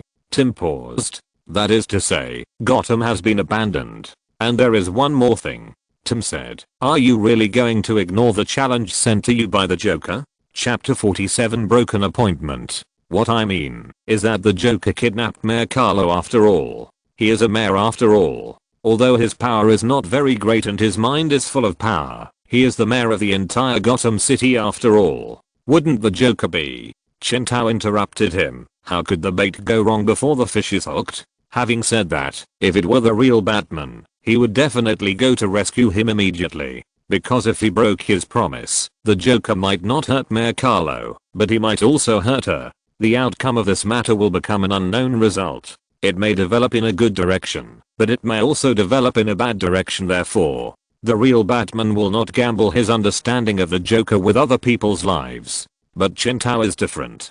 The time traveler chose to go all indirectly. Anyway, if he lost the bet, it would not be his own life. He would not be like a stray dog that the Joker summoned and dismissed at will, and then beat up other people in Arkham, and tired himself out. The group of lunatics that Bane released from Arkham must be eliminated, but it must not be eliminated in this way. These mercenaries will be used by then. Otherwise, why would he spend money to deal with Bane in a tired manner? He is not stupid. Instead, he plans to disgust him with Bane's own plan. Have the things been delivered to the Joker? Tim nodded like a chicken pecking at rice. The amusement park in the suburbs. The Joker's various weird subordinates are sitting listlessly in various bumper cars or Ferris wheels. These bumper cars are modified artillery cars, veritable killing weapons, and the speed of the Ferris wheel is accelerated. If Batman dares to go up, his brains will be shaken evenly, but all this is useless. The Joker told them that Batman would come, and the other party had broken the appointment for 2 hours. Impossible. I have already informed Penguin so obviously. Batman would never do such a thing. The Joker was a little mad. This is not Bat. The Scarecrow's voice sounded next to him. Maybe Penguin didn't inform Bat. Impossible. The Joker said, I saw the message he sent out with my own eyes. He paced back and forth anxiously, and even the smile on his face was restrained a lot. He rushed over and grabbed Mayor Carlo's collar. Hey, aren't you an alien robot or a puppet man? No, I'm just an ordinary person, a real human. Please let me go, the mayor cried. He didn't have any ropes tied to his body, but he still didn't dare to run away. The reason he cried was not because of the Joker's intimidation, but because there were 4 loose mines under the seat he was sitting on, and a remote control and timed dual mode bomb was tied around his neck. The whole person was a human-shaped gunpowder depot. Are you moved? Don't dare to move. Maybe Batman is busy. Scarecrow said, I have almost lost my patience after waiting for so long. Why can't we do something else that can really bring fear to this city and control this city instead of shrinking in this boring playground? He saw that the Joker ignored him and kept muttering like a madman, and he couldn't help but feel a little angry. Why can't bats? I know bats. As soon as the bat sticks its butt out, I know what kind of bat shit it is going to poop, said the Joker. He looked very normal, full of logical thinking of rational reasoning, like a pale detective. Scarecrow felt that the Joker was even sicker. But at this moment, a drone broke into the trap carefully set by the Joker. Scarecrow saw the Joker chasing after it with a shout, and was as happy as a child who was about to be given candy. There was a recorder hanging under the bat drone. The Joker couldn't wait to take the recorder and press the play button of the recorder. This is Batman. The Joker immediately showed an excited expression that you are finally here, but his face immediately turned into rage in the next second. Because he heard Batman say, Joker, you are not the biggest threat now.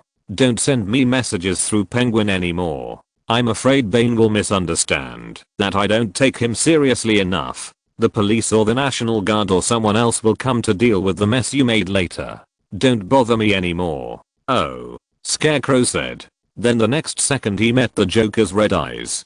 Bane arrived at Blackgate Prison Island at night. Most of his men were landing. He gathered the people he had scattered in Gotham City, the strong men he brought from Santa Prisca Island. He led the entire team to swim into Blackgate Prison underwater, through the sewer pipe. Usually the railing structure of the sewer pipe would be electrified, but since it received Bane's 2 fists, this was no longer a problem. Bane and his men knew every inch of Blackgate Prison. Obviously, this was part of the whole plan, and it had been planned for a long time. Before Bane entered Blackgate Prison, a large-scale jailbreak had already occurred in the prison, so when Bane arrived, the carnival was at its climax. After Bane continued to break hundreds of people's necks, no one dared to challenge his authority anymore. Beep, beep. Bane answered his phone. The Penguin's somewhat helpless voice came from the other side. I feel like that silly boy in elementary school who is caught between 2 classmates with different personalities. I have to pass messages for one and the other. He said, I have a piece of information about who the Joker is. I can guarantee that this information must come from Batman. He said, although I don't know why Batman wants to give you this information, I think he must think you can use it. Send it over. Bane answered him indifferently, then hung up the phone and said, bring the warden and his followers.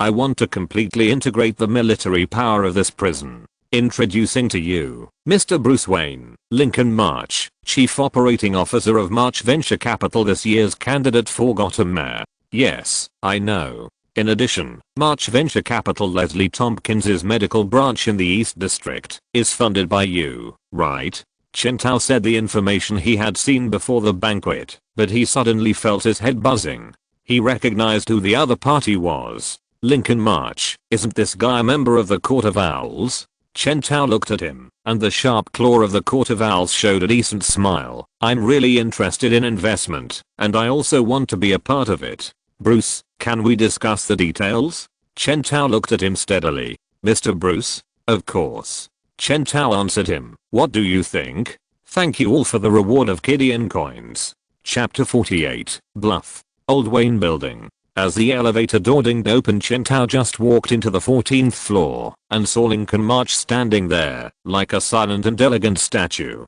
Bruce, I was just about to say how grateful I'm for meeting with me. I can imagine how busy you must be these days. Not so busy that you don't have time to meet with Lincoln March, the next mayor of Gotham. Is that what the gossip says now? I guess so. Chen Tao smiled at him, but I don't doubt the truth of the gossip.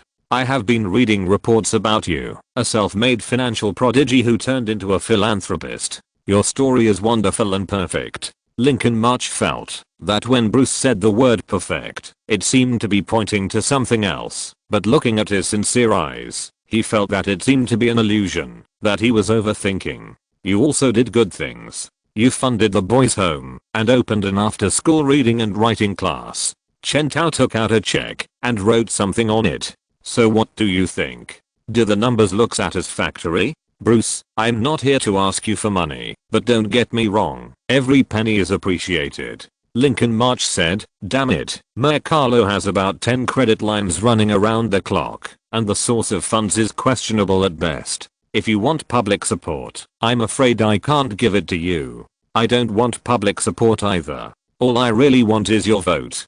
Chen Tao silently watched Lincoln March act. The other party looked sincere. TSK.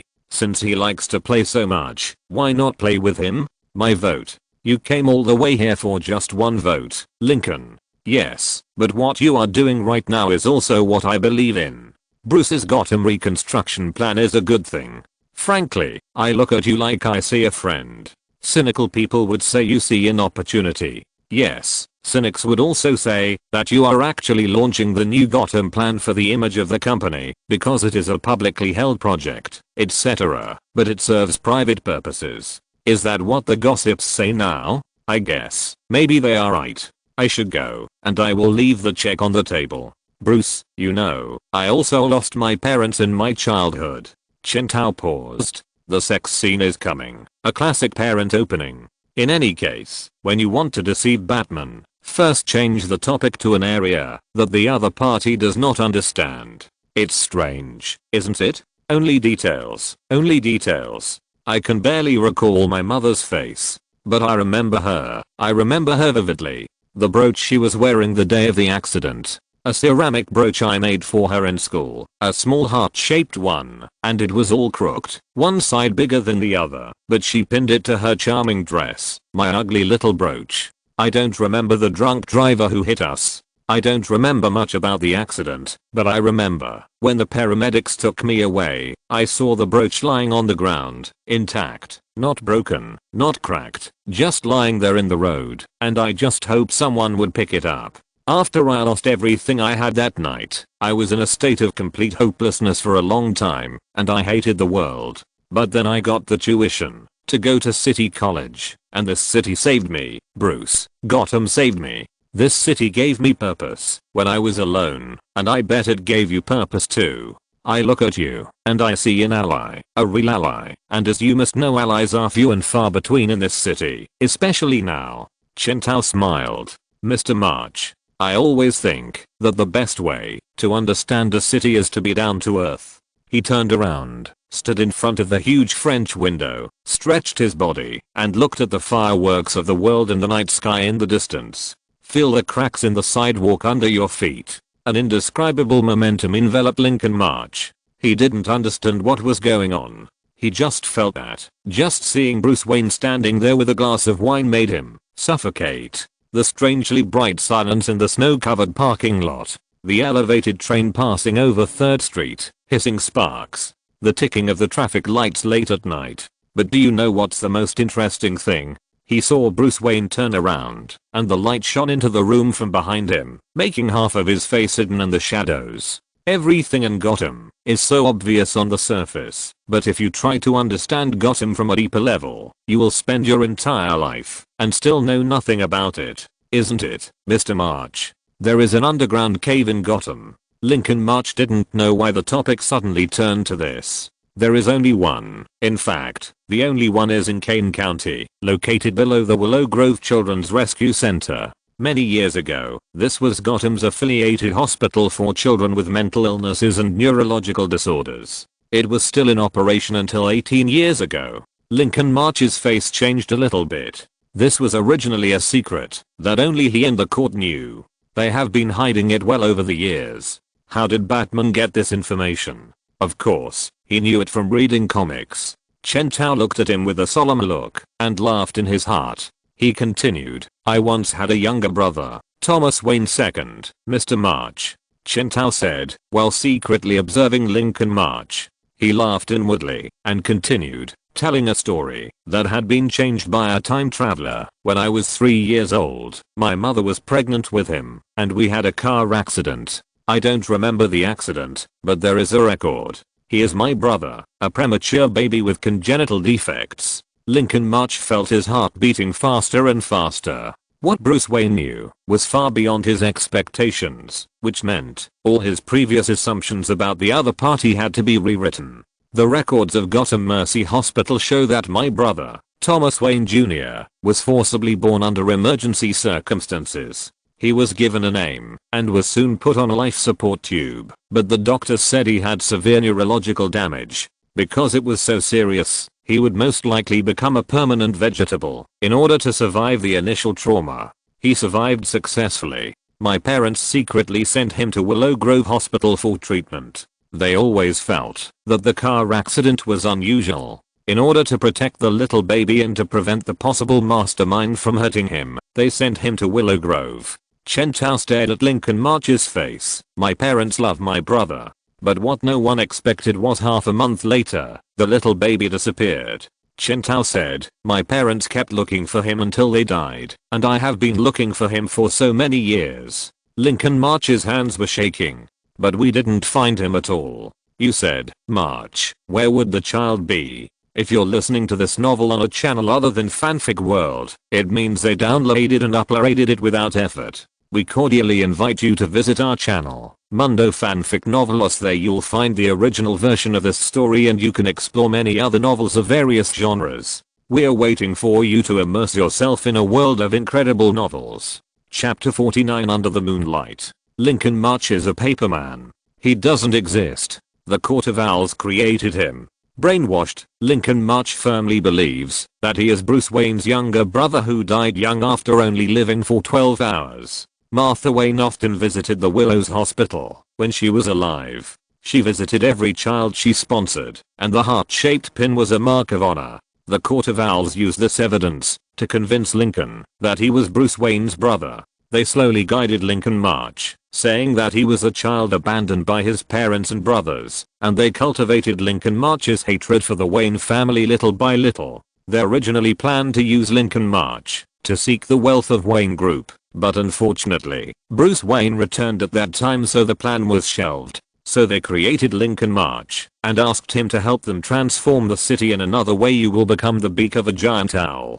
But it is also obvious that Lincoln March is not as obedient as he seems. He sincerely wants to get the city, just like those villains who want to control the entire city. But in fact, in the final analysis, the reason why Lincoln March is hostile to Bruce Wayne is that he wants to control the city, which is an irreconcilable contradiction. At most, his hatred for Bruce Wayne is just my brother forgot me. And if Chen Tao tells him a new story he made up at this time, his parents did not abandon him, and his brother never gave up looking for him, but all this was stopped by the Court of Owls. They stole you from the hospital bed and caused the tragedy of your life. Then what will Lincoln March's attitude change? Listen, Joker. Scarecrow walked behind the Joker. Batman is deliberately provoking you. He wants you to lose your mind and fight with Bane, which is exactly what Batman wants. He spoke very quickly. Although he racked his brains, he was not sure that he could calm down the angry Joker. Madmen like them are very emotional animals. Normal people like him who specialize in fear and study fear are actually a minority. Although he is a psychologist, Scarecrow really has no experience in dealing with a psychopath of the Joker's level. Ha ha ha ha. He heard the clown chuckle, and then he started laughing hysterically. Ha ha ha ha ha ha. With a bang, the clown suddenly jumped up from the ground and kicked the drone to the ground.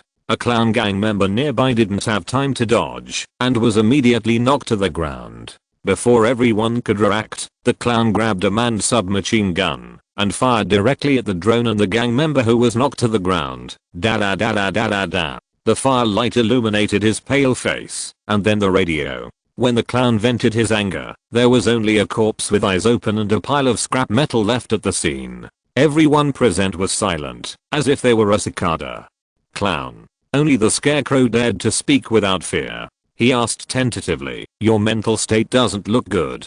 "I'm totally fine." Ha ha ha ha ha. "What can happen to me?" He threw the submachine gun in his hand back to the subordinate next to him while laughing, and touched his head with his forehead like an ordinary company boss to show encouragement. He smiled and said, "Batman used such a despicable method to try to provoke me, an extremely stupid choice." He said, "Clean, you don't have to treat me as a fool. Am I the kind of psychopath who will do what Batman wants and immediately attack Bane when my head is hot? Yes, you are a psychopath. The probability of the above events may be small, but it is definitely not zero." Scarecrow complained. Of course, he would not say such things in front of the Joker. So the taciturn Scarecrow just nodded slightly and then said, "Okay, what should we do next?" "What should we do?" The Joker picked up a submachine gun. "What else can we do? Our old bat has already calculated that we will not kill Mayor Carlo today, haha, ha ha ha ha ha. So he is fearless. Then, why don't we take the initiative to find him?" "What? Then do you know the location of Batman?" Before the Scarecrow finished speaking, he saw the Joker flipping the back of the radio for a while, and then found the address of the old Wayne Tower and got him on it. "We are going to rush directly into Wayne Tower," he said. "This is most likely a trap." The Scarecrow carefully checked the address that the other party had quietly placed in the radio, and then said, "Batman is almost openly provoking you. Going to that place now is definitely a trap." The slender Scarecrow gave his opinion. "My opinion is to ignore him and don't go there at all. It's not worth our risk." Before he finished speaking, he saw the Joker's red eyes, and then he knew that his words were in vain. "I told you, you don't understand me. Pitch black. Pitch black. I don't laugh. It's you who never make me laugh." The Joker heard Batman say this in the dark. It's always like this, he and Batman, confronting each other in the dark. Time and time again, year after year. But this time the other party hurt him too deeply. "I'm not listening to such ridiculous words. Think about it, Joker. I lack a sense of humor and don't understand what is a good joke. But that doesn't mean you're funny. Shut up." The Joker cursed loudly. "Shut up. But what I mean is prank buttons and spraying fake flowers are out of date. Where are the new things? Making faces and taking off pants and the like. No, get out of here. You make me laugh just because you're so pathetic." It started low and gentle, then gradually became louder and louder. The Joker heard Batman's wild laughter, and the sound made him feel cold all over. "Enough. Stop laughing. I won't allow you to laugh like that." "So you fell into the hydrochloric acid tank and decided to be a super criminal? What? You can't work in a circus." "What's wrong? I thought the Joker always wanted Batman to laugh." "No, you're not Batman. Get out." Then the Joker saw that man, the Bat King he was obsessed with. "You wanted to see me, right, Joker? You wanted to make me laugh, and now that I laugh, you're unhappy again. I ask you." The Joker saw Batman slowly taking off his hood. Silvery white particles entangled his body, a dreamy scene that did not seem to be in the human world. He heard Batman whispering softly, "I ask you, Joker, have you ever danced with the devil under the bright moonlight?" With a bang, the Joker threw the gun to the ground. Under the bright moonlight, the pale man looked at the equally pale face, as if falling into an ice cave. Let's turn back the time 2 hours ago. Thanks to Sadarks for the reward of 10,000. Thanks to Behua for the 1,500 starting coins. Chapter 50, The Riddler, Part 1, SSS. The female police officer next to Gordon inserted the USB drive into the computer. "It's already being loaded. It will be ready in a moment." We slowed it down. Watch it frame by frame. Here it comes. Gordon sat in the lift-up seat of the Gotham Police Department, and he adjusted his glasses. This happened a few hours ago. That's John Peterson, the victim of this murder. Over there. The screen gradually lit up, and the black and white blurry picture with occasional signal interference had a pantomime-like absurdity and horror. Our victim usually takes the subway back, but that day he decided to take a taxi. Now look to the left. Jim Gordon narrowed his eyes. That's the Riddler. When the surveillance camera showed him, he had already pulled out his gun. Did you see it? On his left hand. I remember that the Riddler is not left-handed. It actually happened in a split second. There was no hesitation or any other movements. The female police officer's voice was ringing. It's not clear whether he spoke or not. We looked carefully, and his lips didn't seem to move. So based on what we know so far, we infer that he should not have spoken. Gordon had already guessed what would happen next, but he was a little hesitant to believe it. This is the moment of firing. Commissioner Gordon pursed his lips. He saw the Riddler in the picture raising his pistol to the back of the innocent victim's head. Bang! The gunshot seemed to explode in Jim Gordon's ears, although there was no sound in the surveillance camera in the picture, as silent as a tombstone. One shot in the head, killed instantly. The crowd began to panic, and fled from the place where the noise was made. The female police officer said, the Riddler dropped his gun, and did not aim, or attack anyone else. The crowd was still fleeing in panic. He threw the gun next to the victim's body and did not touch it again until we arrived at the scene. Very calm, no screaming or other similar behavior, very professional. Up to this point, he hadn't said a word. This was the first patrol car that rushed over. We happened to have a police officer named seen half a block away. He got out of the car and was yelling at the Riddler. He heard it.